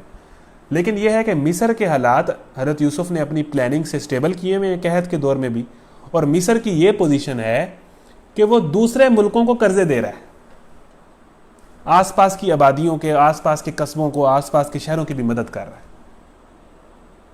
جب اللہ کا نظام آتا ہے اور اللہ کا بندہ حکمران بنتا ہے, تو جو ملک کی حالت قرضے لینے والی نہیں ہوتی, قرضے دینے والی ہوتی ہے. ایسی پلاننگ کرتا ہے وہ. ایسے ویژنری اور متقی لوگوں کو ہمارے ملک کو لیڈ کرنے کی ضرورت ہے. لیڈر کی ساری صفات یہاں پر آ گئی. اور لیڈر کے کیا کن وجوہات کی بنیاد پر لیڈر کو سلیکٹ کیا جائے گا وہ بھی آ گیا. تو اس قحط کے دور میں مصر کے یہ حالات یہ تھے کہ اپنی کمال پلاننگ سے وہ سٹیبل تھا. مطلب وہاں پر حالات برے تو تھے لیکن وہ پلاننگ کی وجہ سے جو وہ خوشوں کی پلاننگ تھی 7 سال ریسٹور کرنے کی پلاننگ تھی حالات بہتر تھے. اور باقی آس پاس کے جو کنعان کے لوگ تھے ادھر ادھر کے لوگ تھے وہ بیچارے مصر سے آ کے کم پیسوں پہ وہ دام لیتے تھے, گزارا میں راشن لیتے تھے اور گزارا کرتے تھے. یعنی مصر کا ہی صرف وہ واحد جگہ ایسی رہ گئی تھی جو ساتھ والے ارد گرد کے شہروں کی مدد کر سکتا تھا. ٹھیک ہے نا, جیسے آج چائنا جو ہے اگر اس نے کرونا کو ٹھیک کر لیا تو اب وہ باقیوں کی مدد کر رہا ہے, اب وہ گیونگ اینڈ پر آ گیا ہے اور باقی سارے ریسیونگ اینڈ پہ کھڑے ہیں. تو مصر اس لیول پہ حضرت یوسف اس کو لے آئے. کہاں مصر کی دور کی صورتحال جو آپ کو زلیخا کے دور میں نظر آئے گی, کس طرح کی اخلاقی حالت تھی, اور کہاں حضرت یوسف نے اس کو سالوں کے اندر کھڑا کر دیا. اب جب وہ راشن لے کے ان کے بھائی ظاہر غریب آگے تھے, پھر وہ حالات برے ہو گئے تو بالکل ہی بھوکے مر رہے ہیں, تو وہ کم پیسوں میں راشن لے رہے ہیں, کھانے پینے کا سامان لے رہے ہیں, مصر والے مدد کر رہے ہیں اور مصر کے بادشاہ حضرت یوسف لوگوں کو دے رہے ہیں, عطا کر رہے ہیں. تو جب وہ جانے لگے نا تو حضرت یوسف نے کہا اپنے سوتیلے بھائی کو بھی لے کے آنا نیکسٹ ٹائم. وہ ان کے بھائیوں نے کہا یہ کیا ہوا ہے, اس بادشاہ کو کیسے پتا کہ ہمارا ایک اور بھائی بھی ہے اور وہ ہے سوتیلا. آپ اندازہ کریں کہ ایک دم اس نے پیچھے مڑ کے دیکھا ہوگا ہیں یہ کیا ہوا. 10 کے 10 بھائیوں نے ایک دم, یہ الفاظ ہیں کہ جب اس نے ان کا سامان تروا کر دیا تو چلتے وقت ان سے کہا, بڑے ٹھنڈے کالم انداز سے کہہ دیا, اپنے سوتیلے بھائی کو نیکسٹ ٹائم میرے پاس لے کے آنا. دیکھتے نہیں ہو کہ میں کس طرح پیمانہ بھر کر دیتا ہوں اور کیسا اچھا مہمان نواز ہوں. اگر تم اسے نہ لاؤ گے تو میرے پاس تمہارے لیے کوئی غلہ نہیں ہے, بلکہ تم میرے قریب بھی نہ پھٹکنا. اس کی تشریح پڑھتے ہیں. یہ بات حضرت یوسف نے اس بنا پر فرمائی ہوگی کہ قحط کی وجہ سے مصر میں غلے پر کنٹرول تھا, وہ جو میں نے آپ کو بات بتائی. غلہ لینے کے لیے یہ 10 بھائی آئے تھے, مگر وہ اپنے والد اور اپنے 11ویں بھائی کا حصہ بھی مانگتے ہوں گے. اس پر حضرت یوسف نے کہا ہوگا کہ تمہارے والد کے خود نہ آنے کے لیے تو یہ عذر معقول ہو سکتا ہے کہ وہ بہت بوڑھے ہیں اور نابینا ہیں, مگر بھائی کے نہ آنے کا کیا معقول سبب ہو سکتا ہے. خیر اس وقت تو ہم تمہاری زبان کا اعتبار کر کے تم کو پورا غلہ دے دیتے ہیں, مگر آئندہ اگر تم اس کو ساتھ نہ لائے تو تمہارا اعتبار جاتا رہے گا اور تمہیں یہاں سے کوئی غلہ نہ ملے گا. اچھا یہاں یہ تفصیل کی ہے کہ بھائیوں نے تفصیل میں یہ لکھا ہے کہ اس میں کہا کہ ہمارا ایک اور بھائی بھی ہے. یہ بھائیوں نے خود بات کہہ دی ہوگی, ہمیں اس کا بھی غلہ چاہیے اور ہمارا ایک بزرگ باپ بھی ہیں, ہمیں ان کا بھی غلہ چاہیے تو وہ بھی ہمیں دیں. تو یہ تفصیل میں اس طرح لکھا ہے. تو کیا کہا حضرت یوسف نے کہ چلیں ٹھیک ہے, مطلب یہ اندازہ کیا گیا ہے کہ حضرت یوسف نے پھر یہی کہا ہوگا ٹھیک ہے بزرگ باپ اگر مصر نہیں آ سکے غلہ لینے تو تمہارا جو بھائی ہے جوان وہ کیوں نہیں آیا, اسے آنا چاہیے تھا یہاں پر. لیکن وہی پرانا کلیش بھائیوں کا اپنے سوتیلے بھائیوں سے, وہی جو ہے وہ غلط سلوک اس سے بھی کرتے ہوں گے جو یوسف سے کرتے رہے. تو کیا کہا کہ تم دیکھتے نہیں ہو کہ میں تمہیں اتنا مال عطا کرتا ہوں اور اگر تم اگلی دفعہ اپنے بھائی کو نہ لے کے آئے تو میرے قریب بھی نہ پھٹکنا. یعنی انہیں پہلے اب دیکھیں کس جگہ پہ حضرت یوسف کھڑے ہیں کہ کہہ رہے ہیں کہ نیکسٹ ٹائم اپنے بھائی کو لازمی لے کے آنا ہے اور اگر نہ لائے تو میرے قریب بھی نہ آنا. تم دیکھتے نہیں ہو کہ میں نے تمہارے ساتھ کتنا تمہیں اکاموڈیٹ کیا ہے, تمہارا کتنا لحاظ کیا ہے, تمہیں کتنا میں نے تمہیں عطا کیا ہے, تو نیکسٹ ٹائم اگر تم اپنے بھائی کو نہ لے کے آئے تو میرے سامنے نہ آنا. یوسف نے اپنے غلاموں کو اشارہ کیا. اچھا انہوں نے کہا ہم کوشش کریں گے کہ والد صاحب اسے بھیجنے پر راضی ہو جائیں اور ہم ایسا ضرور کریں گے.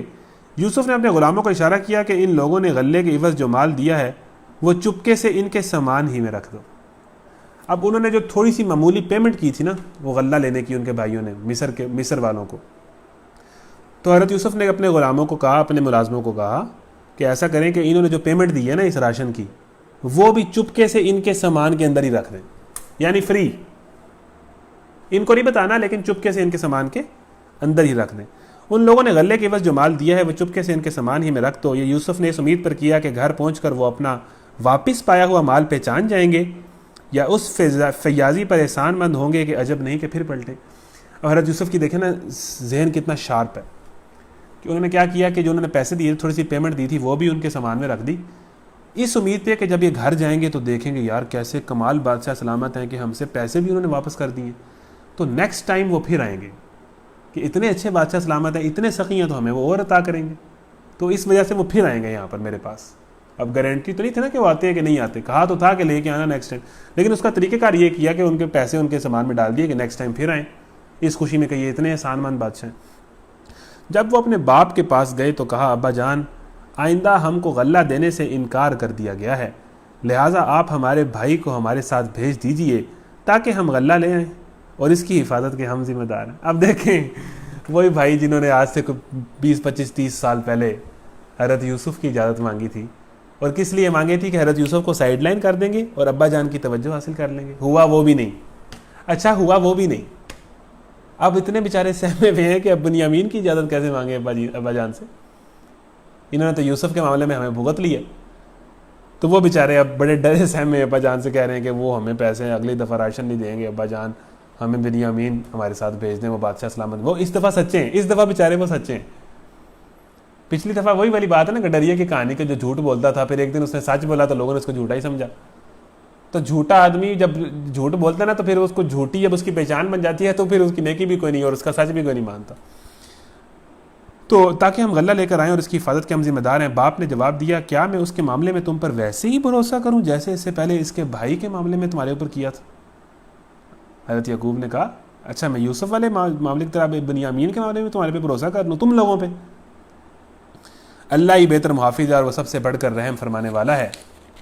پھر جب انہوں نے اپنا سامان کھولا تو دیکھا کہ ان کا مال بھی انہیں واپس کر دیا گیا۔ اب وہ ان بھائیوں نے راشن کھولا ہے، سامان کھولا ہے، تو دیکھا کہ پیسے بھی اندر ہی پڑے ہیں جو انہوں نے دیے تھے۔ یہ دیکھ کر وہ پکار اٹھے، ابا جان اور ہمیں کیا چاہیے؟ اب آپ کو غربت نظر آ رہی ہے، غریب آدمی کے حالات نظر آ رہے ہیں کہ جب پیسے دیکھے تو خوشی سے جھوم اٹھا، او ہو جڑے کچھ پیسے دیتے سن وہ بھی واپس آ گئے۔ یعنی غربت کی حالت تھی ان کے اوپر، اور اس قحط کے دور میں تو وہ بیچارے پتہ نہیں کس طرح گزارا کر رہے ہوں گے، اور ان کا بھائی جس کو کنویں میں پھینک کے آئے تھے وہ بادشاہ بنا بیٹھا ہے۔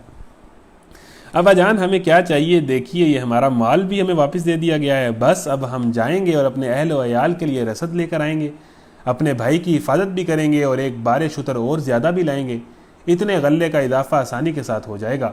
ان کے باپ نے کہا، میں اس کو ہرگز تمہارے ساتھ نہ بھیجوں گا جب تک کہ تم اللہ کے نام سے مجھ کو پیمان نہ دے دو کہ اسے میرے پاس ضرور واپس لے کر آؤ گے، الا یہ کہ تم گھیر لیے جاؤ۔ اب ایک باپ ایک بیٹے کی اس سے زیادہ بےزتی کیا ہو سکتی ہے کہ اسے اپنے ابا جان سے کوئی اجازت مانگنے کے لیے لکھ کے دینا پڑے، کمٹمنٹ دینی پڑے کہ میں اپنے بھائی کو نقصان نہیں پہنچاؤں گا۔ یعنی اتنے زیادہ وہ گندے ہو گئے تھے باپ کے آگے کہ ابا جان اپنے بیٹوں کو کہہ رہے ہیں کہ اگر بنیامین کو لے کے جانا نا تو قسمیں کھاؤ، حلف دو مجھے کسے تم کچھ نہیں کہو گے۔ وہی بھائی جو ابا جان کی توجہ حاصل کرنا چاہ رہے تھے وہ ابا جان کی نظروں میں مزید گر گئے، ملا کچھ نہیں، ایک گناہ بھی کیا اور ملا بھی کچھ نہیں۔ ان بیچاروں نے پھر قسمیں کھا کھا کے دیں، ساروں نے باری باری آ کے 10 کے 10 بھائیوں نے کہ ہم کچھ نہیں کہنے والے، بنیامین کو آپ ہمارے ساتھ بھیج دیں۔ جب انہوں نے اس کو اپنے پیمانے دے دیے تو اس نے کہا، دیکھو ہمارے اس قول پر اللہ نگہبان ہے۔ پھر اس نے کہا، میرے بچوں، مصر کے دارالسلطنت میں ایک دروازے سے داخل نہ ہونا بلکہ مختلف دروازوں سے جانا، مگر میں اللہ کی مشیت سے تم کو نہیں بچا سکتا، حکم اس کے سوا کسی کا بھی نہیں چلتا، اسی پر میں نے بھروسہ کیا ہے اور جس کو بھروسہ کرنا ہے اسی پر کرے۔ نمبر 18 پڑھ لیتے ہیں۔ غالباً حضرت یعقوب کو اندیشہ ہوگا کہ اس قحط کے زمانے میں اگر یہ لوگ ایک جتھا بنے ہوئے مصر میں داخل ہوں گے تو شاید انہیں مشتبہ سمجھا جائے گا اور یہ گمان کیا جائے گا کہ یہاں لوٹ مار کرنے کی غرض سے آئے ہیں۔ اب یہ کرونا والی سچویشن آئی ہوئی تھی اس ٹائم نا، کہ قحط کا دور تھا، لوگ بھوکے مر رہے تھے، مصر کے حالات کچھ نہ کچھ سٹیبل تھے، تو لوگ ڈاکہ زنی، قتل و غارت، ٹھیک ہے، لوگوں سے مال ہتھیانا، یہ چیزیں کرائم بڑھ گیا تھا۔ تو حضرت یعقوب نے کہا کہ یہ تفصیل کی گئی ہے کہ اپنے 10 بھائی چونکہ لمبے تڑنگے تگڑے بھائی تھے، تو جب 10 بندے اکٹھے آ رہے ہوں تو لوگ یہ سمجھ سکتے ہیں نا کہ کوئی جتھا آ رہا ہے، کوئی ڈاکوؤں کا گروہ آ رہا ہے، تو تم علیحدہ علیحدہ داخل ہونا، تدبیر کی کہ تاکہ تمہیں لوگ نقصان نہ پہنچائیں اور تم سے ڈریں نہ۔ تو آگے یہ جو الفاظ ہیں وہ بڑے کمال ہیں کہ پھر اس نے کہا، میرے بچوں، اسی پر میں نے بھروسہ کیا اور جس کو بھی بھروسہ کرنا ہوا اسی پر کرے، اللہ کی مشیت سے تم کو نہیں بچا سکتا۔ یعنی انسان، حضرت یعقوب نے کہا میں یہ تدبیر ہی کر رہا ہوں، آگے اللہ کا جو فیصلہ ہے وہی ہونا ہے۔ تو یہی معاملہ ہے انسان کا کہ انسان تدبیر کرتا ہے، کوشش کرتا ہے، اپنے حساب سے پلاننگ کرتا ہے، پھر آگے تو اللہ کے فیصلے وہی ہوتا ہے نا، تو اللہ کی مشیت تو پھر اپنی جگہ ہوتی ہے۔ تو حضرت یعقوب نے بھی یہ کہا کہ یہ میری طرف سے تدبیر ہے، طریقہ ہے، باقی آگے جو اللہ کی مرضی ہے وہی ہونا ہے۔ اور واقعہ بھی یہی ہوا کہ جب وہ اپنے باپ کی ہدایت کے مطابق شہر میں متفرق دروازوں سے داخل ہوئے تو اس کی یہ احتیاطی تدبیر اللہ کی مشیت کے مقابلے میں کچھ بھی کام نہ آ سکی۔ ہاں بس یعقوب کے دل میں جو ایک کھٹک تھی اسے دور کرنے کے لیے اس نے اپنی سی کوشش کر لی۔ بے شک وہ ہماری دی ہوئی تعلیم سے صاحب علم تھا، مگر اکثر لوگ معاملے کی حقیقت کو جانتے نہیں ہیں۔ یعنی نبی کی بھی جو تدبیر ہے وہ ٹھیک نہیں ہو سکتی کہ اگر اللہ کا فیصلہ کچھ اور ہو، ٹھیک ہے نا۔ اس دنیا کا جو مختار کل ہے نا، سب سے زیادہ اختیار وہ اللہ کا ہی ہے، اور اللہ جو چاہے گا وہی ہوگا۔ یہ لوگ اب اللہ کے نبی نہیں چاہتے تھے کہ ابو جہل ایمان لے آئے، اللہ کے نبی نے دعا بھی کی تھی. حضرت ابراہیم نہیں چاہتے تھے کہ ان کے ابا جان ایمان لے آئے، حضرت نوح نہیں چاہتے تھے کہ ان کا بیٹا ایمان لے آئے. لیکن اللہ کے جو فیصلے ہیں پھر وہ اللہ کے فیصلے ہیں، ان کو کوئی چیلنج نہیں کر سکتا. وہ ایسا نہیں ہوا. یہ لوگ یوسف کے حضور پہنچے تو اس نے اپنے بھائی کو اپنے پاس الگ بلا لیا. اب یہ سیکنڈ ٹائم حضرت یوسف نے دیکھا، اوہ جی 10 بھائی آ گئے ہیں. اب دیکھا ہوگا 1 2 3 4 5 6 7 8 9 10 11واں بھی آ گیا. فوراً پہچان لیا ہوگا کہ یہ میرا بھائی ہے. 30 32 35 40 پتہ نہیں کتنے سال. بنیامین کتنا بڑے ہو گئے ہوں گے. حضرت یوسف نے دیکھ لیا اور سائڈ پہ کر کے اپنے پاس پلا لیا بنیامین کو. اور کیا کہا، اور اسے بتا دیا کہ میں تیرا وہی بھائی ہوں جو کھویا گیا تھا. اب تو ان باتوں کا غم نہ کر جو یہ لوگ کرتے ہیں. بنیامین کو سائڈ پہ بلایا اور چپکے سے بتا دیا میں یوسف. اب آپ دیکھیں وہ کیا سچویشن بنی ہوگی. قرآن جو ہے وہ بہت زیادہ جذباتی سچویشنز بیان نہیں کرتا. اب وہ روئے ہوں گے، زاروں قطار روئے ہوں گے، گلے ملے ہوں گے، کیا وہ سین بنا ہوگا. ہم نے کہا نا کہ مووی کی بات ہو رہی ہے، تو مووی کے اندر اس طرح کے سین آتے ہیں نا، بڑے ایموشنل سین آتے ہیں، یعنی دیکھنے والے، ڈرامہ دیکھنے والے بھی رو پڑتے ہیں. تو یہ سین ہے اس مووی کا کہ 2 سین آئے ہیں ایسے. نمبر 1 سین کہ وہ زلیخا اور بھرے دربار کے سامنے یوسف علیہ السلام کے کردار کی سچائی کی گواہی دی بادشاہ نے، اور یوسف علیہ السلام کو مل گیا اقتدار. ایک سین تھا. اور یہ سین اگر ہم دیکھ سکتے ہوں، امیجن کر سکتے ہوں، تو اس سے بڑا سین تو کسی مووی میں نہیں آیا ہوگا. احسن القصص، کہانیوں میں سب سے اچھی کہانی ہے، کسی وجہ سے ہے. پھر دوسرا سین کیا ہے کہ بادشاہ بن گئے اور ایک دم 10 لوگ داخل ہوتے ہیں اور وہ حضرت یوسف کے بھائی تھے. یہ دوسرا سین ہے. اور تیسرا سین یہ ہے کہ حضرت یوسف بنیامین کو بتاتے ہیں کہ میں تمہارا بھائی ہوں. کیا حالت ہوئی ہوگی، کیا سین کریٹ ہوا ہوگا، اندازہ کیجیے. آگے کہا تم ان باتوں کا غم نہ کر جو یہ لوگ کرتے رہے ہوں گے. اس کی تفصیل یہ ہے کہ بنیامین کو حضرت یوسف نے کہا کہ ڈیفینیٹلی تمہارے ساتھ بھی یہ جو 10 ہیں یہ الٹا سلوکی کرتے ہوں گے، غلط سلوکی کرتے ہوں گے، ستیلا سلوکی کرتے ہوں گے. تو اب ان باتوں کی ان بھائیوں کی باتوں کا غم نہ کر. اب تیرا بھائی ہے، بادشاہ ہے، اور ہم ساتھ ہیں. اب غموں کو بھول جا اور ان کی حرکتوں اور کرتوتوں کے شر سے بھی اب ریلیکس ہو جا، سیٹسفائی ہو جا. جب یوسف ان بھائیوں کا سامان لدوانے لگا تو اس نے اپنے بھائی کے سامان میں اپنا پیالہ رکھ دیا. پھر ایک پکارنے والے نے پکار کر کہا، اے قافلے والو، تم لوگ چور ہو. اب حضرت یوسف کا ہر پلانس جو ہے وہ بالکل جو ہے وہ موقع پہ جا کے ہر تیر لگ رہا ہے، بالکل نشانے پہ. کیا کیا کہ ان کے مال میں ان کی پیمنٹ واپس کر دی، وہ لوگ دوبارہ آ گئے. اب حضرت یوسف ان کو انگلیوں پر چلا رہے ہیں، جو پلان کر رہے ہیں وہ ہو رہا ہے. اپنے بھائی کو اپنے پاس رکھ لیا، جو چاہتے تھے کہ میں اپنے بھائی کو کس طرح منگوا لوں اور انہیں یہ بھی نہ پتہ چلنے دوں کہ میں یوسف ہوں. اب ایک اور کام کیا. اب جب وہ 11 بھائی اپنا سامان لے کے واپس جا رہے ہیں، حضرت یوسف نے کیا کیا، اپنے ملازموں کو اشارہ کیا کہ بنیامین جو ہے نا، اس کے سامان میں میرا پیالہ رکھ دو. جو بادشاہ کا خاص پیالہ تھا نا، پینے کے لیے ہوگا یا کچھ بھی، تو یہ پیالہ جو ہے نا یہ بنیامین کے سامان میں رکھ دو. ٹھیک ہے. اور جب یہ جانے لگیں گے نا تو ان کے سامان کی چیکنگ کرنا، اور بنیامین کے سامان سے میرا پیالہ نکل آئے گا. پھر ہم کیا کریں گے کہ بنیامین پر الزام لگا دیں گے کہ ان لوگوں نے تو چوری کی ہے، اور بنیامین کو یہ کہہ کے اپنے پاس رکھ لیں گے. اب بنیامین کو اپنے پاس رکھنے کا کیا زبردست طریقہ، آپ اندازہ کریں کتنا شارپ مائنڈ تھا. یعنی کہ ہم کہتے ہیں کہ مومن اللہ میاں کی گائے نہیں ہوتا کہ جناب بس اسے جو مرضی آگے فراڈ لگا دے. مومن بڑا اپ ٹو ڈیٹ ہوتا ہے، بڑا ویژنری ہوتا ہے، اور اسے کوئی بندہ فراڈ نہیں کر سکتا. اور وہ مطلب بہت شارپ مائنڈڈ ہوتا ہے، لیکن اپنی شارپنیس کا غلط استعمال نہیں کرتا. اب یہ واقعہ کیا، اس کو پڑھتے ہیں. پھر ایک پکارنے والے نے پکار کر کہا، اے قافلے والو، تم لوگ چور ہو. انہوں نے پلٹ کر پوچھا، تمہاری کیا چیز کھوئی گئی؟ سرکاری ملازموں نے کہا، بادشاہ کا پیمانہ ہم کو نہیں ملتا. اور ان کے جمعدار نے کہا، جو شخص لا کر دے گا اس کے لیے بال شتر انعام ہے، اس کا میں ذمہ لیتا ہوں. ان بھائیوں نے کہا، خدا کی قسم تم لوگ خوب جانتے ہو کہ ہم اس ملک میں فساد کرنے نہیں آئے ہیں اور ہم چوریاں کرنے والے لوگ نہیں ہیں. انہوں نے کہا، اچھا اگر تمہاری بات جھوٹی نکلی تو چور کی کیا سزا ہے؟ انہوں نے کہا، اس کی سزا جس کے سامان میں سے یہ چیز نکلے وہ آپ ہی اپنی سزا میں رکھ لیا جائے. ہمارے ہاں تو ایسے ظالموں کو سزا دینے کا یہی طریقہ ہے. تب یوسف نے اپنے بھائی سے پہلے ان کی خرجیوں کی تلاشی لینی شروع کی، پھر اپنے بھائی کی خرجی سے خمشدہ چیز برآمد کر لی. اب وہ بیچارے جا رہے ہیں 10 بھائی 11 بھائی. ظاہر ہے یوسف یہ تو نہیں نا کہہ سکتے کہ بنیامین کو میں نے ادھر ہی رکھنا ہے، بھیجنا ہی تھا نا. تو جب وہ جا رہے ہیں نا تو ایک بندے نے پکار کر کہا، جو حضرت یوسف کا پلان تھا، وہ ہمارا ایک چیز چوری ہو گئی ہے، چوری ہوگی، شور مچ گیا. کہ بھائیوں نے پریشان ہو کے پوچھا، اب ایک بندہ دوسرے ملک میں گیا ہو، آپ امریکہ گئے ہوں، امریکہ کے وائٹ ہاؤس میں آپ کو چوری کے الزام میں پکڑ لیا جائے تو آپ کی کیا حالت ہوگی؟ اب اس ٹائم مصر تو ایک بڑی اسٹیٹ تھی نا، اور ایک پاورفل اسٹیٹ تھی، اور وہ لوگوں کو دے رہی تھی، وہ غریبوں کی مدد ایک دینے والی اسٹیٹ تھی. وہاں وہ 10 بھائیوں کی تو ویسی حالت، ویسے ہی کانپ رہے تھے بادشاہ کے دربار میں. تو اوپر سے ایک دم شور مچ گیا، چور چور چور چور چور. انہوں نے کہا بھائی کیا ہوا ہے، کیا چیز چوری ہو گئی ہے؟ انہوں نے کہا بادشاہ کا پیالہ چوری ہو گیا اور ہمیں لگتا ہے کہ تم لوگوں نے کیا ہے. انہوں نے کہا بھائی ہم آپ کے ملک میں فساد کرنے نہیں آئے، ہم چور نہیں ہیں. لیکن چور تو وہ تھے، ابھی چوری کی نہ کی، پہلے تو چوری کی تھی یوسف کے معاملے میں، پہلے تو چوری کی تھی. چور تو وہ تھے، ابھی نہیں کی لیکن ہے تو تھے وہ چور. کیا کہا کہ ہم چوریاں کرنے نہیں آئے. تو اب کیا کہا؟ انہوں نے کہا نہیں جی تلاشی لینی ہے. تلاشی تو انہوں نے کہا لینے تلاشی، ہم نے تو چوری نہیں کی. اب حضرت یوسف کا دیکھیں کتنے شارپ مائنڈڈ ہیں کہ وہ تلاشی انہوں نے سب سے پہلے بنیامین کی نہیں کی، پہلے ایک اور بھائی کی ہے، ایک اور بھائی کی ہے، ایک اور بھائی کی ہے، پھر کوئی تیسرے چوتھے نمبر پہ یا آخر میں بنیامین کی تلاشی کی ہے، تاکہ وہ یہ نہ سمجھ لیں کہ ان کو پہلے سے ہی پتا تھا. مائنڈ چیک کر رہے ہیں آپ؟ یہ قرآن کے الفاظ ہیں کہ انہوں نے کہا، ان بھائیوں نے کہا خدا کی قسم تم لوگ جانتے ہیں کہ اس میں فساد کرنے نہیں آئے. اچھا، تب یوسف نے اپنے بھائیوں سے پہلے ان کی خرجیوں کی تلاشی لینی شروع کی، پھر اپنے بھائی کی خرجی سے گمشدہ چیز برآمد کر لی. ساروں کا سامان چیک کیا، پھر بنیامین کا سامان چیک کیا، وہاں سے بادشاہ کا پیالہ نکل آیا، حضرت یوسف کا پیالہ نکل آیا. وہ سارے بھائی پریشان، یہ کیا؟ چوری کا الزام سر دربار ہم پر لگ گیا، کیا ہوا؟ اس طرح ہم نے یوسف کی تائید اپنی تدبیر سے کی. اس کا یہ کام نہ تھا کہ بادشاہ کے دین یعنی مصر کے شاہی قانون میں اپنے بھائی کو پکڑتا، الا یہ کہ اللہ ہی ایسا چاہے. ہم جس کے درجے چاہتے ہیں بلند کر دیتے ہیں، اور ایک علم رکھنے والا ایسا ہے جو ہر صاحب علم سے بالا تر ہے. ان بھائیوں نے کہا، اوئے ہوئے ہوئے، آپ اندازہ کریں جو برا ہوتا ہے پھر وہ برا ہی رہتا ہے، جو گھٹیا ہوتا ہے وہ گھٹیا ہی رہتا ہے.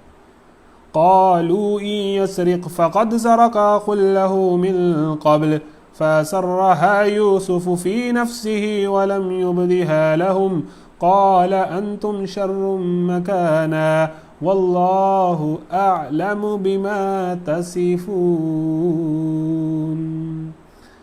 اب ان بھائیوں نے بلا کیا کہا، جب بنیامین کے سامان سے وہ پیالہ نکلا نا، بھائیوں نے کہا اچھا بنیامین نے چوری کی ہے، اس بنیامین نے چوری کی ہے. یہ چوری کرے تو کوئی عجیب بات نہیں ہے، اس سے پہلے اس کا بھائی یوسف بھی چوریاں کرتا تھا. اندازہ کرو ان کا بغض اور ان کا حسد یوسف کے معاملے میں ابھی تک بھی نہیں ختم ہوا.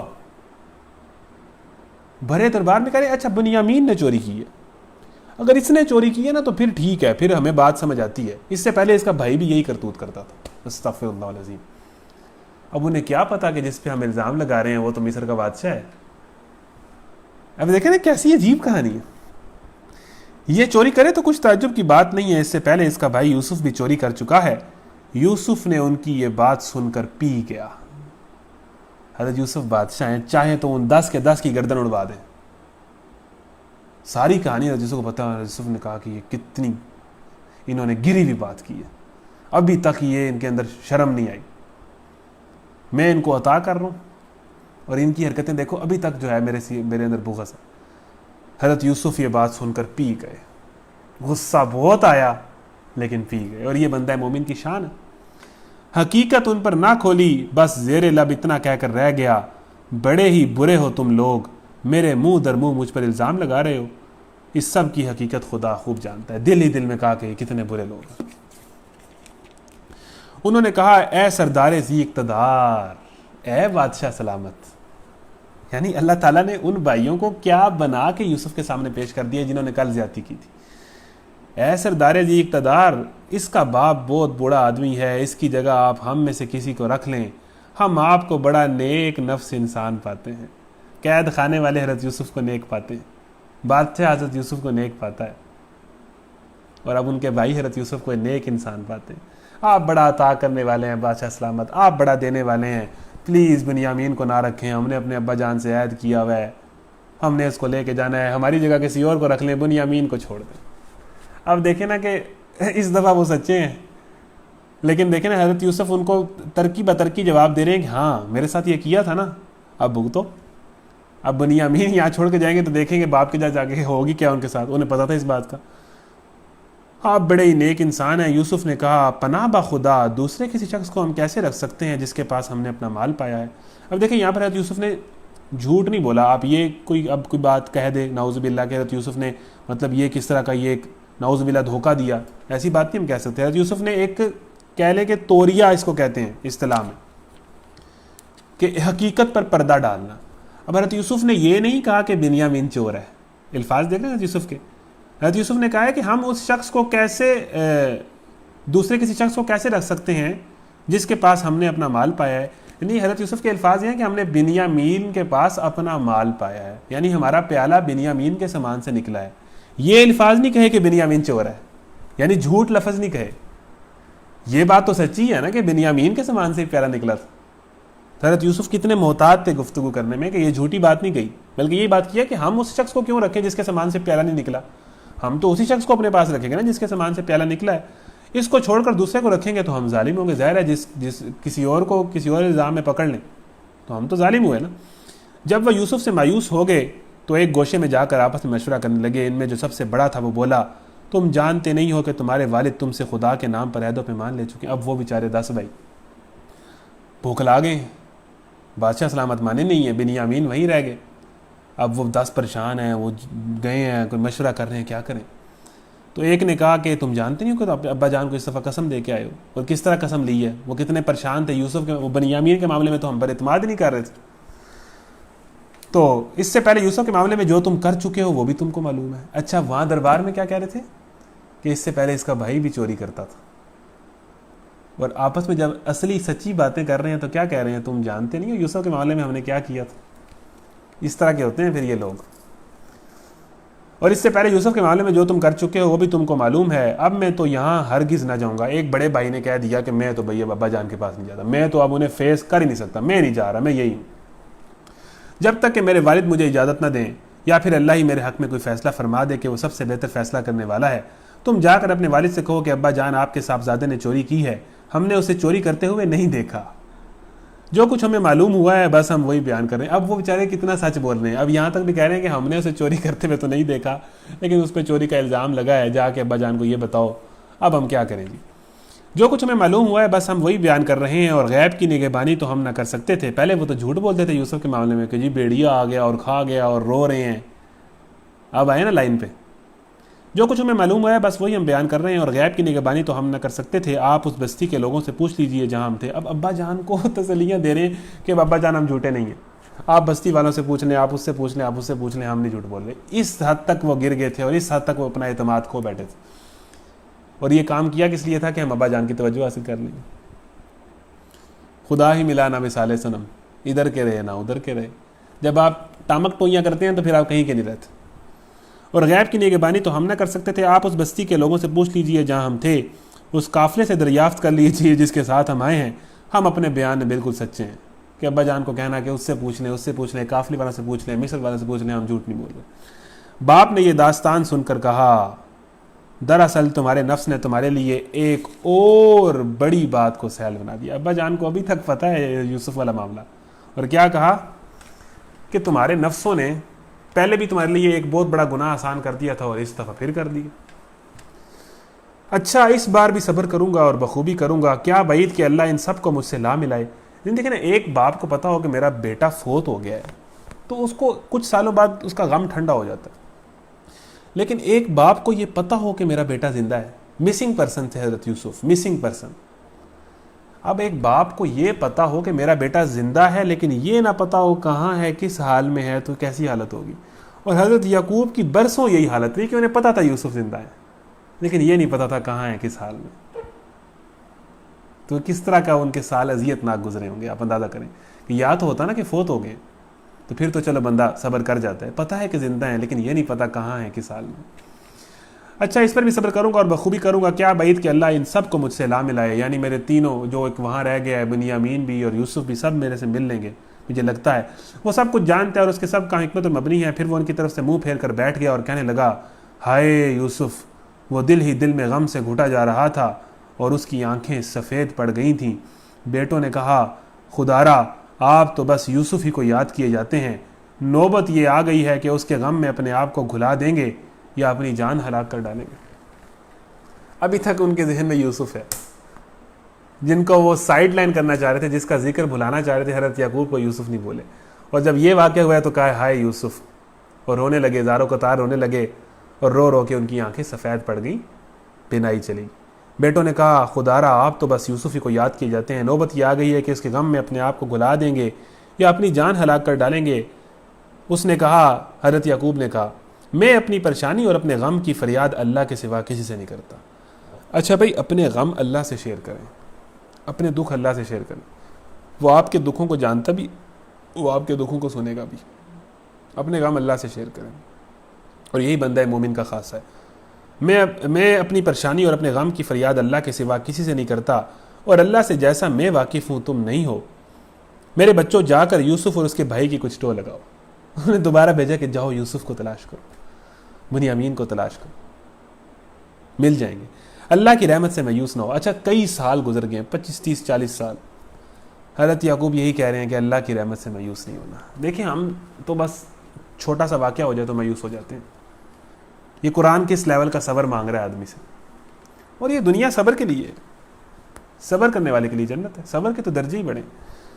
تو مایوس نہ ہو، مایوسی کفر ہے۔ الحمدللہ جن کا اللہ ہے انہیں مایوس ہونے کی کیا ضرورت ہے؟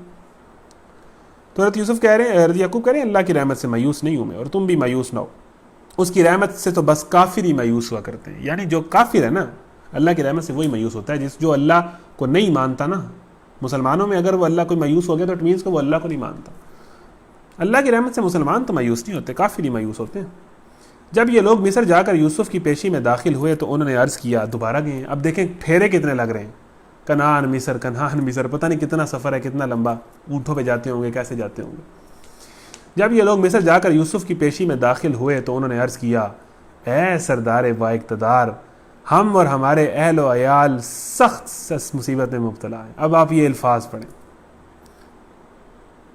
فلما دخلوا عليه قالوا يا أيها العزيز مسنا وأهلنا الضر وجئنا ببضاعة مزجاة فأوف لنا الكيل وتصدق علينا إن الله يجزي المتصدقين۔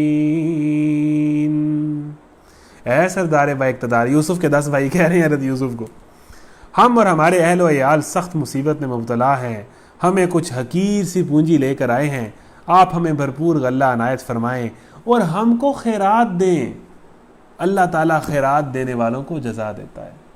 فقیر نے جس طرح مانگتے ہیں، اے یوسف ہم پر صدقہ کر دیں، ہمیں خیرات دے دیں، اللہ آپ کا بھلا کرے گا، اللہ خیرات دینے والوں کو اجر دیتا ہے۔ اللہ تعالیٰ نے فقیر بنا کے انہیں حضرت یوسف کے سامنے پیش کر دیا۔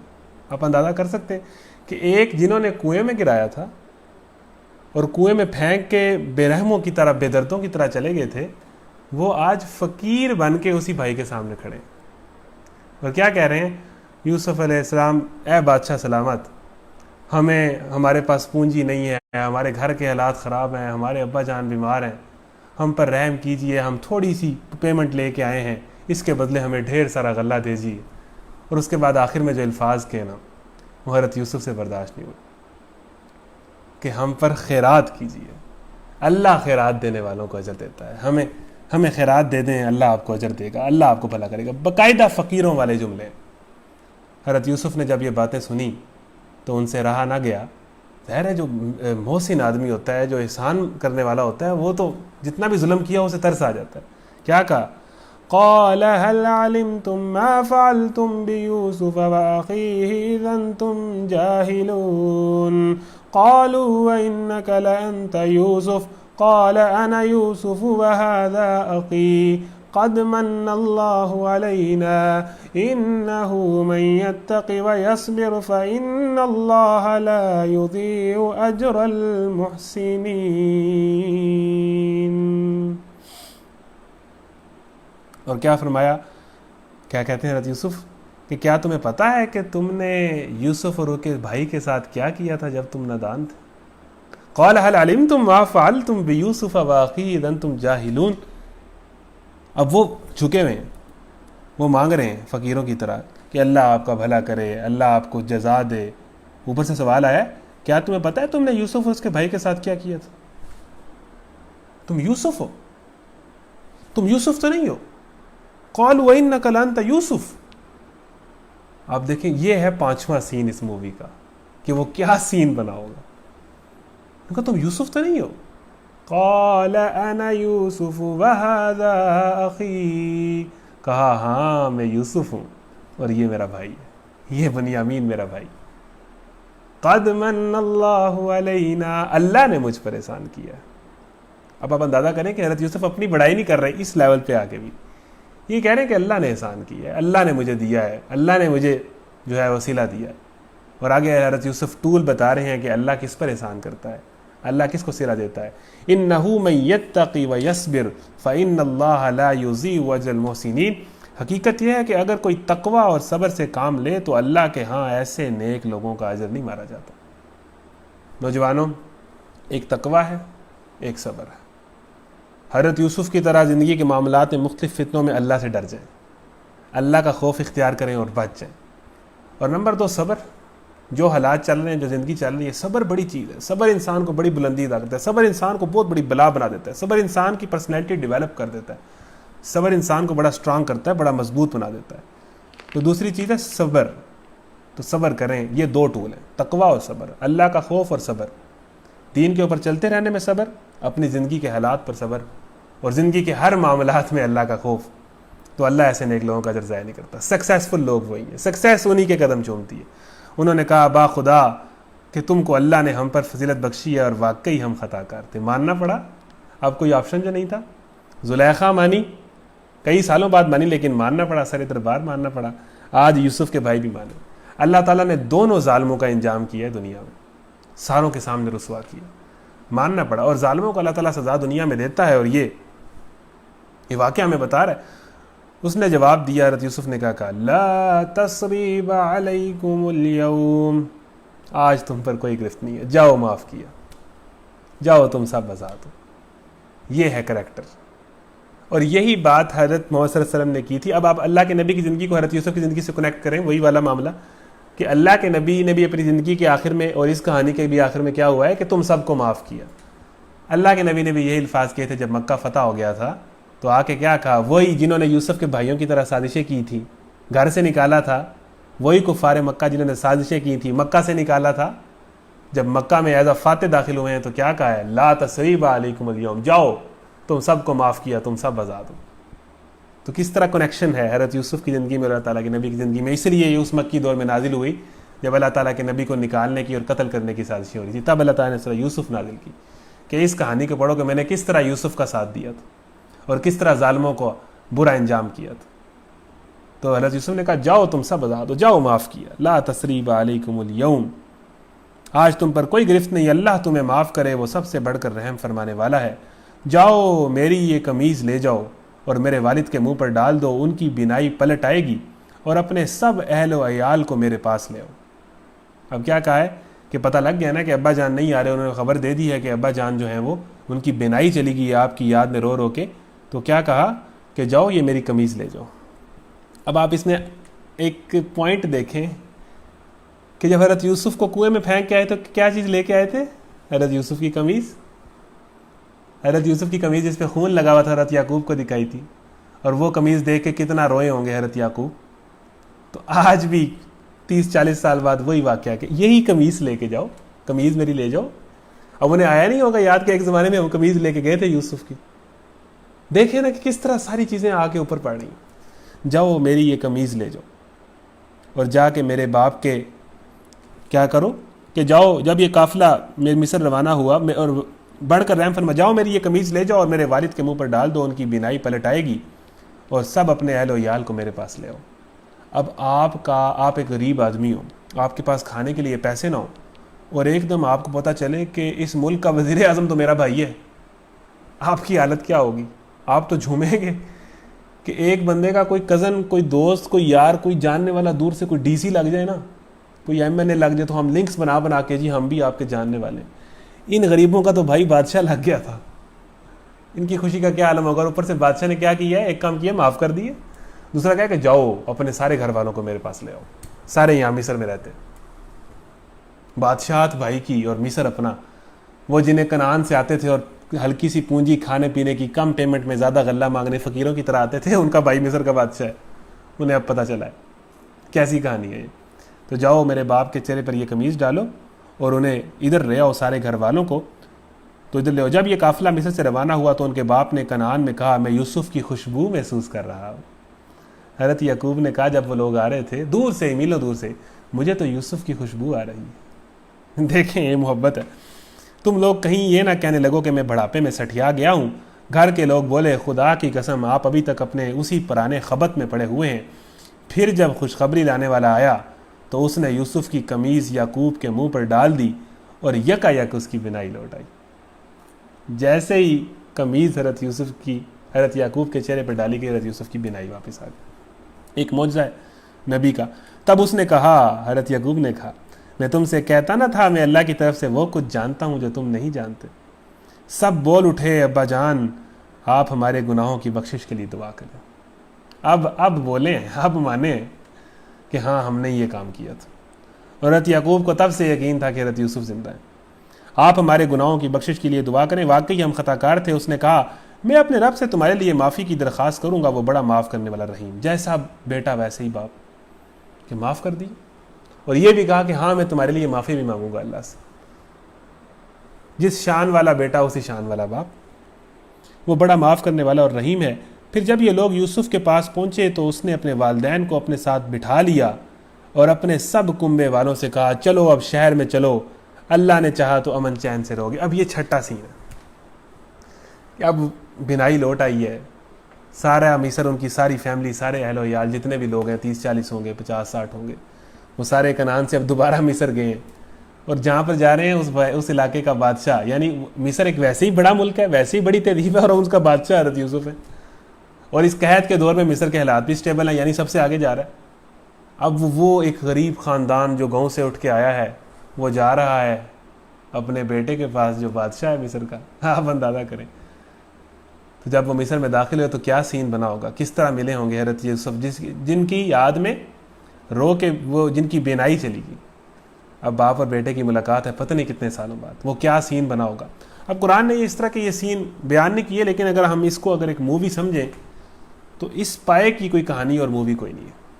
جو اس میں پکچرائزیشن ہے, جو امیجنیشن ہے, جو سین ہے جو دکھائے جا رہے ہیں, جو حالات بدل رہے ہیں جس طرح. اب اب اینڈنگ ہو رہی ہے نا, تو اب حالات بدل رہے ہیں, پلٹا کھا رہے ہیں.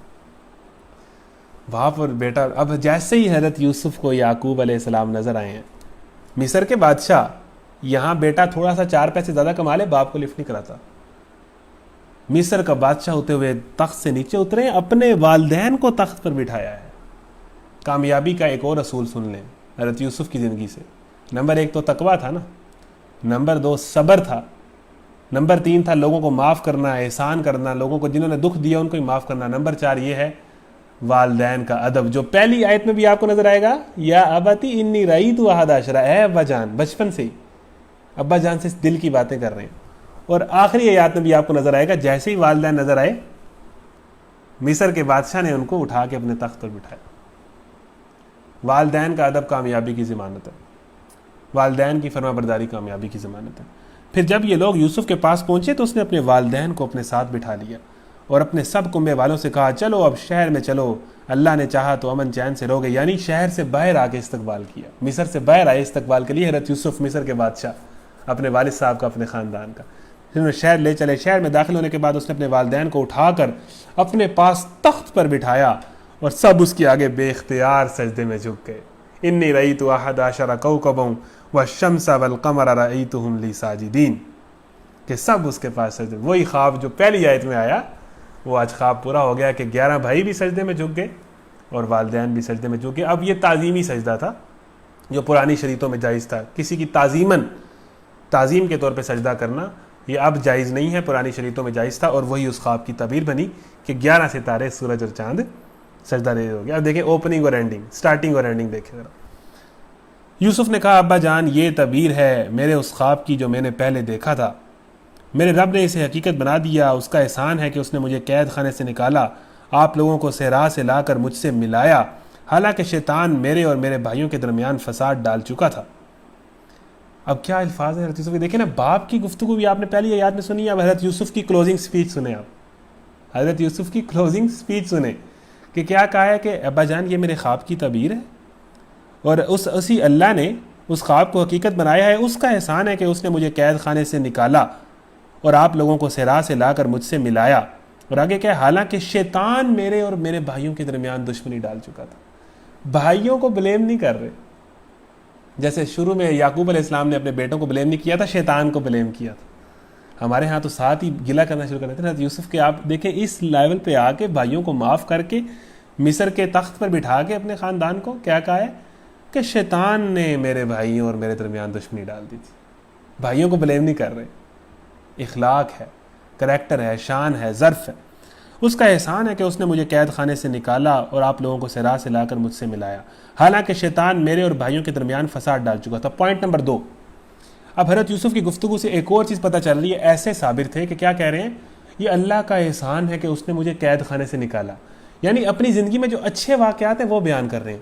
قید خانے میں گئے بھی تو تھے نا، جھوٹا الزام بھی تو لگا تھا، کنویں میں بھی تو رہے تھے، وہ مینشن نہیں کیا. کیا کہا ہے کہ اللہ نے مجھے قید سے نکالا. وہ پوائنٹ بیان کر رہے ہیں جو شکر کے ہیں، نیگیٹو باتوں پہ نہیں آ رہے. اس اللہ کا احسان ہے جس نے مجھے قید خانے سے نکالا اور آپ لوگوں کو صحرا سے لا کر مجھ سے لا ملایا، حالانکہ شیطان میرے اور میرے بھائیوں کے درمیان فساد ڈال چکا تھا. واقعہ یہ ہے کہ میرا رب غیر محسوس تدبیروں سے اپنی مشیت پوری کرتا ہے. بے شک وہ علیم اور حکیم ہے. اللہ کی پلاننگ ہے، اللہ کے فیصلے ہیں، وہ ہو کے رہتے ہیں، وہ جیسے چاہتا ہے اس طرح ہوتا ہے. اور یہ اللہ کا سارا پلان تھا. اے میرے رب، اب حضرت یوسف کی کلوزنگ سپیچ ہے اور دعا ہے. یعنی اب اینڈنگ ہو رہی ہے تو آخری سپیچ ہیرو کی. اے میرے رب، تو نے مجھے حکومت بخشی اور مجھ کو باتوں کی تہ تک پہنچنا سکھایا. زمین و آسمان کے بنانے والے تو ہی دنیا اور آخرت میں میرا سرپرست ہے. میرا خاتمہ اسلام پر کر اور انجام کار مجھے صالحین کے ساتھ ملا. آمین. کیا دعا ہے، بڑی خوبصورت کہ کیا دعا ہے؟ انت ولی فی الدنیا والآخرہ توفنی مسلما والحقنی بالصالحین. کہ اے اللہ، دنیا اور آخرت میں میرا سرپرست تو ہی ہے، میرا خاتمہ اسلام پر کری. جتنا بھی تو نے دے دیا، سب سے بڑی نعمت یہ ہے کہ میں اسلام پر زندگی گزاروں اور اسلام پر ہی میری موت آئے، اور انجام کار میں مجھے نیک لوگوں کے ساتھ میرا انجام کری. اہدنا الصراط المستقیم صراط الذین انعمت علیہم، ان لوگوں کا راستہ جن پر تو نے انعام کیا. اب خلاصہ، کہانی ختم ہو گئی ہے جی. کیا کمال کہانی تھی. اب اس کہانی کا خلاصہ اللہ تعالیٰ بیان کر رہا ہے ایک رکوع میں. یہ پڑھ کے ہم کچھ اہم پوائنٹس حضرت یوسف پہ 5-10 منٹ میں ان کو ایڈریس کریں گے اور ہمارا لیکچر ختم ہو جائے گا. اے نبی صلی اللہ علیہ وسلم، خلاصہ آخری رکوع میں، یہ قصہ غیب کی خبروں میں سے ہے جو ہم تم پر وحی کر رہے ہیں، ورنہ تم اس وقت موجود نہ تھے جب یوسف کے بھائیوں نے آپس میں اتفاق کر کے سازش کی تھی. یعنی کہ اب مکہ میں جو سازشیں ہو رہی ہیں نا تمہارے خلاف، اس سے پہلے بھی یہ ہوا ہے اور ہم نے ان کی سازشوں کو الٹا پھیرا ہے. تو ہم نے غیب سے تمہیں خبر دی ہے، وحی کی ہے. اس وقت تم موجود نہ تھے جب یوسف کے بھائیوں نے آپس میں اتفاق کر کے سازش کی تھی، مگر تم خواہ کتنے ہی چاہو ان میں سے اکثر لوگ مان کر دینے والے نہیں ہیں، حالانکہ تم اس خدمت پر ان سے کوئی اجرت بھی نہیں مانگتے ہو. یہ تو ایک نصیحت ہے جو دنیا والوں کے لیے عام ہے. یہ کہانی ایک نصیحت ہے، یہ واقعہ ایک نصیحت ہے، یہ قرآن ایک نصیحت ہے. جو چاہے قبول کر لے اور اللہ کے خوف اختیار کر لے، ورنہ جس نے نہیں ماننی پھر اس نے نہیں ماننی، اس نے تو پھر نہیں ماننی. زمین اور آسمانوں میں کتنی نشانیاں ہیں جن پر سے یہ لوگ گزرتے ہیں اور ذرا توجہ نہیں کرتے. ان میں سے اکثر لوگ اللہ کو مانتے ہیں مگر اس طرح کے اس کے ساتھ دوسروں کو شریک ٹھہراتے ہیں. کیا یہ مطمئن ہے کہ خدا کے عذاب کی کوئی بلا انہیں دبوچ نہ لے گی، یا بے خبری میں قیامت کی گھڑی اچانک ان پر نہ آ جائے گی؟ تم ان سے صاف کہہ دو کہ میرا رستہ تو یہ ہے، میں اللہ کی طرف بلاتا ہوں، میں خود پوری روشنی میں اپنا رستہ دیکھ رہا ہوں. یعنی میرا رستہ کلیئر ہے، میں اللہ کی طرف بلاتا ہوں اور میں اس رستے پہ پوری کنفیوز نہیں ہوں. پوری کلیئرٹی کے ساتھ، پوری روشنی کے ساتھ مجھے اپنی منزل کا پتہ ہے، میں نے کہاں جانا ہے. اور یہی بندہ مومن کی شان ہے، وہ کنفیوز نہیں ہوتا، پوری کلیئرٹی کے ساتھ سیدھے رستے پہ چلتا ہے، کسی کی باتوں میں نہیں آتا، لوگ کیا کہیں گے اس سے نہیں ڈرتا. اور میرے ساتھی بھی اور اللہ پاک ہے اور شرک کرنے والوں میں سے میرا کوئی واسطہ نہیں ہے. اے نبی صلی اللہ علیہ وسلم، تم سے پہلے ہم نے جو پیغمبر بھیجے تھے وہ سب بھی انسان ہی تھے اور انہی بستیوں کے رہنے والوں میں سے تھے، اور انہی کی طرف ہم بھیجتے رہے. اللہ تعالیٰ حوصلہ دیتا ہے اللہ کے نبی کو. پوری سیرت ساری کنیکٹ ہے قرآن کے ساتھ کہ آپ حوصلہ کریں. پچھلے انبیاء کے ساتھ بھی ایسے ہی ہوا ہے، تو ہم آپ کے ساتھ ہیں، ہم ان کے ساتھ بھی تھے.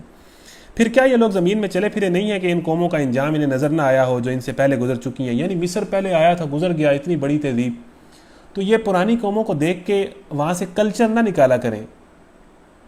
کلچر نکل پڑا ہے منوں کے حساب سے، عبرت کی ایک چھٹانک برآمد نہ ہو سکی. انور مسعود کا شعر ہے بڑا خوبصورت کہ ہمیں پرانی تہذیبوں سے کلچر نکالنے کی پڑی ہوتی ہے کہ وہ ایسے کرتے تھے، وہ ایسے کرتے تھے، ہمیں عبرت نہیں حاصل ہوتی. یہ ہڑپا کی جو تہذیب ہے ہمارے ہاں، تو ہمیں وہاں سے کلچر تو نظر آتا ہے، عبرت نہیں ملتی وہاں سے. تو یہ لوگ زمین میں چلے پھرے نہیں ہیں کہ ان قوموں کا انجام انہیں نظر نہ آیا ہو جو ان سے پہلے گزر چکی ہیں. یقیناً آخرت کا گھر ان لوگوں کے لیے اور زیادہ بہتر ہے جنہوں نے پیغمبروں کی بات مان کر تقویٰ کی روش اختیار کی. کیا آپ بھی تم لوگ نہ سمجھو گے؟ پہلے پیغمبروں کے ساتھ بھی یہی ہوتا رہا ہے کہ وہ مدت و نصیحت کرتے رہے اور لوگوں نے سن کر جواب نہ دیا، یہاں تک کہ جب پیغمبر لوگوں سے مایوس ہو گئے اور لوگوں نے بھی سمجھ لیا کہ ان سے جھوٹ بولا گیا تھا تو یک ہماری مدد پیغمبروں کو پہنچ گئی. پھر جب ایسا موقع آ جاتا ہے تو ہمارا قاعدہ یہ ہے کہ جسے ہم چاہتے ہیں بچا لیتے ہیں، اور مجرموں پر سے تو ہمارا عذاب ٹالا ہی نہیں جا سکتا. اگلے لوگوں کے ان قصوں میں عقل و ہوش رکھنے والوں کے لیے عبرت ہے. یہ جو کچھ قرآن میں بیان کیا جا رہا ہے یہ بناوٹی باتیں نہیں ہیں، بلکہ جو کتابیں اس سے پہلے آئی ہوئی ہیں انہی کی تصدیق ہے اور ہر چیز کی تفصیل. اب یہ ساری کہانیاں بنی اسرائیل والوں نے سن رکھی تھی، تو قرآن کیا کرتا ہے کہ جو تحریفات ہوگی ہیں ان کو کریکٹ کرتا ہے، اور ہر کہانی کو، ہر واقعے کو جو پہلے سے آیا اس کو صحیح ڈائریکشن دیتا ہے. یعنی قرآن ایک اتھینٹک کتاب ہے، اور جو غلط روایات اسرائیل میں تھیں، یہودیوں میں تھیں، تو ان کو کریکٹ کرتا ہے اور ان کو ٹھیک بات بتاتا ہے کہ اصل بات یہ تھی، تم نے جو بہت ساری باتیں اندر گھڑ رکھی ہیں نا وہ نہیں ہے. تو قرآن پچھلی کتابوں کی تصدیق بھی کرتا ہے اور انہیں درست بھی کرتا ہے. تو یہ بناوٹی باتیں نہیں ہیں، بلکہ جو آئی ہوئی ہیں ان کی تصدیق ہے اور ہر چیز کی تفصیل ہے، اور ایمان لانے والوں کے لیے ہدایت اور رحمت ہے. ٹھیک ہے نا، یہ قرآن ایمان لانے والوں کے لیے یہی قرآن ہدایت ہے. کسی سائنسدان کے فلسفے پر وہ نہیں چلتے، وہ اس قرآن پر چلتے ہیں، اور یہی ہدایت ہی ہم سب کے لیے رحمت ہے. اللہ تعالیٰ سے دعا ہے کہ ہم اس ہدایت اور رحمت میں آ جائیں، آمین. اب حضرت یوسف کی زندگی میں سے کچھ پوائنٹس جو سمجھنے کے ہیں. نمبر ایک تو یہ قصہ ہے سب سے اچھا، اس لیول کا کوئی ناول، کوئی کہانی، کوئی مووی نہیں ہے. نمبر ایک. نمبر دو، یہ ایک نوجوان کی کہانی ہے، اور پہلی بات ہمیں یہ پتہ چلتی ہے کہ ایک سکسیسفل نوجوان کا اپنے والدین سے تعلق بڑا اچھا ہوتا ہے، اور باپ کی بھی صفات نظر آئیں، بیٹے کی صفات نظر آئیں. پہلی بات ہمیں پتہ چلی کہ باپ والدین کا بڑا فرما بردار، والدین کی بڑی بات، والدین سے بڑا اچھا تعلق، بہت زیادہ کامیاب ہونے کے بعد بھی والدین کا بڑا کرنے والا، ادب آداب عزت دینے والا. نمبر دو میں بات یہ پتہ چلتی ہے کہ حضرت یوسف کے واقعے سے کہ ان کے بولنے کا انداز باپ کا بھی اور بیٹے کا بھی بڑا زبردست تھا. گفتگو کا آپ کو جگہ جگہ نظر آئے گی، حضرت یعقوب کی بھی اور حضرت یوسف کی بھی بڑی شستہ، لوگوں کو متاثر کر دینے والی، اور بڑی نپی تلی، اور جس کے اندر نیگیٹو باتیں نہیں ہیں، بڑی امید کی اور ہوپ کی باتیں. اس کے بعد ہمیں پتہ چلتا ہے کہ ہمیں دو کریکٹر نظر آئے ہیں کہ جو 2 نمبر نوجوان ہوتے ہیں وہ کیسے ہوتے ہیں. وہ غیبتیں کرتے ہیں، وہ شارٹ کٹ استعمال کرتے ہیں، وہ حسد کرتے ہیں، وہ کمپلیکس کا شکار ہوتے ہیں، وہ کرائم کرتے ہیں، وہ ڈرامے باز ہوتے ہیں، وہ جھوٹے ہوتے ہیں، وہ دھوکے باز ہوتے ہیں، وہ اپنے والدین سے بدظن ہوتے ہیں. ٹھیک ہے نا. تو یہ ہمیں کریکٹر نظر آتے ہیں ایک ایسے نوجوانوں کے جو آئیڈیل نہیں، اور ان کا کیا پلان ہوتا ہے کہ گناہ کر لو بعد میں نیک ہو جائیں گے. یہ بھی آیا نا کہ ان تکونوا قوما صالحین، کے گناہ کر لو، یوسف کو قتل کر دو پھر نیک ہو جانا. تو جو جناب گناہ اس چکر میں کر رہے ہوتے ہیں کہ بعد میں ٹھیک ہو جائیں گے. پھر آگے ہمیں کیا پتہ چلتا ہے کہ ہر نوجوان کی زندگی میں عورت کا فتنہ آنا ہے. زلیخا والے واقعے سے کیا پتہ چلا کہ اللہ تعالیٰ جس کو چن لیتا ہے اس کو برائی اور بے حیائی کے امتحان میں ڈالتا ہے، اور اگر وہ بچ جائے تو اللہ تعالیٰ پھر اس کو بڑے مقصد کے لیے، بڑے کام کے لیے چن لیتا ہے. اور یہ امتحانات ہر بندے کی زندگی میں آنے ہیں اور ہم نے صبر کرنا ہے. اور ایک اور ہم نے بات یہ پڑھی کہ بے حیائی کے ماحول میں بھی بے حیائی سے بچا جا سکتا ہے. مصر کی تہذیب میں جو بے حیائی کا کلچر تھا، جتنی مرضی بے حیائی ہو جائے، حضرت یوسف کا کریکٹر یہ بتاتا ہے کہ بندہ بچنا چاہے تو بچ سکتا ہے. اور پھر ہم نے آگے یہ بات پڑھی کہ اگر ہم بے حیائی کے ماحول میں زیادہ رہیں گے نا، مخلوط کلچر میں اگر ہم زیادہ رہیں گے تو ہم بچ نہیں سکیں گے. حضرت یوسف نے دعا کی کہ یا اللہ اگر میں ان عورتوں میں رہا تو میں تو پھنس جاؤں گا. تو اللہ حضرت یوسف نے کیا کیا؟ ہمیں یہ پتہ چلتا ہے کہ گناہ سے بچ جائیں، اس کے لیے بڑے سے بڑا تکلیف قبول کر لیں، قید قبول کر لیں، لوگوں کی باتیں قبول کر لیں، لیکن گناہ نہ کریں. اور یہ پازیٹیو تھنکنگ اور یہ جناب کچھ نہیں ہوتا، یہ کوئی بات نہیں. حضرت یوسف کا کریکٹر میں یہ بتاتا ہے کہ عورت کا فتنے سے بڑی حفاظت کرنی چاہیے. اس طرح انہوں نے اپنی آپ کی اور کہا کہ یا اللہ مجھے قید میں ڈال دیں نہیں تو میں نہیں بچوں گا. پھر یہ بتایا کہ بڑی بڑی تہذیبوں کیا جو اللہ کو چھوڑتی ہیں تو ان کے کریکٹر کی حالت کیا ہوتی ہے. مصر کی عورتوں کی حالت، مصر کے مردوں کی حالت آپ کے سامنے ہے، مصر کی حکومتوں کی حالت، جھوٹے کیس، پولیٹیشنز کی حالت آپ کے سامنے کہ کیا کیا. ٹھیک ہے نا. پھر اس کے بعد دین کی دعوت ہمیں پتہ چلتی ہے کہ یوسف قید میں بھی دین کی دعوت دے رہے تھے اور لوگوں کو اللہ کی طرف لا رہے تھے. کریکٹر بڑا ہے. پھر ہمیں یہ پتہ چلتا ہے کہ بندہ مومن کا بڑا ویژن ہونا چاہیے، صرف نماز روزہ ہی نہیں، اسے حالات کا پتہ ہونا چاہیے، ایگریکلچر کی پلاننگ، اکنامیکل پلاننگ. ٹھیک ہے نا. پورا ایک ویژن اور پورے ملک کی فکر اور ایک پورا نظام. پھر ہمیں یہ پتہ چلتا ہے کہ حکمران کس طرح کے ہوتے ہیں، کہ حکمران سلیکٹ کرنے کی جو صفات پتہ چلتی ہیں کہ نمبر 1 اس کے اوپر کوئی اخلاقی کرپشن نہ ہو، کوئی الزام نہ ہو، نہ اس پہ ثابت ہو. نمبر 2 اخلاقی طور پہ مورلی وہ کرپٹ نہ ہو. دوسرا اس کے اوپر مالی کرپشن نہ ہو. اور اس میں 2 صفات ہوں کہ وہ حفاظت کرنے والا ہو, بہت زیادہ ایماندار ہو, اس پہ کوئی فراڈ ثابت نہ ہو, اور نمبر 2 وہ جاننے والا ہو, اہل ہو نہ اہل نہ ہو.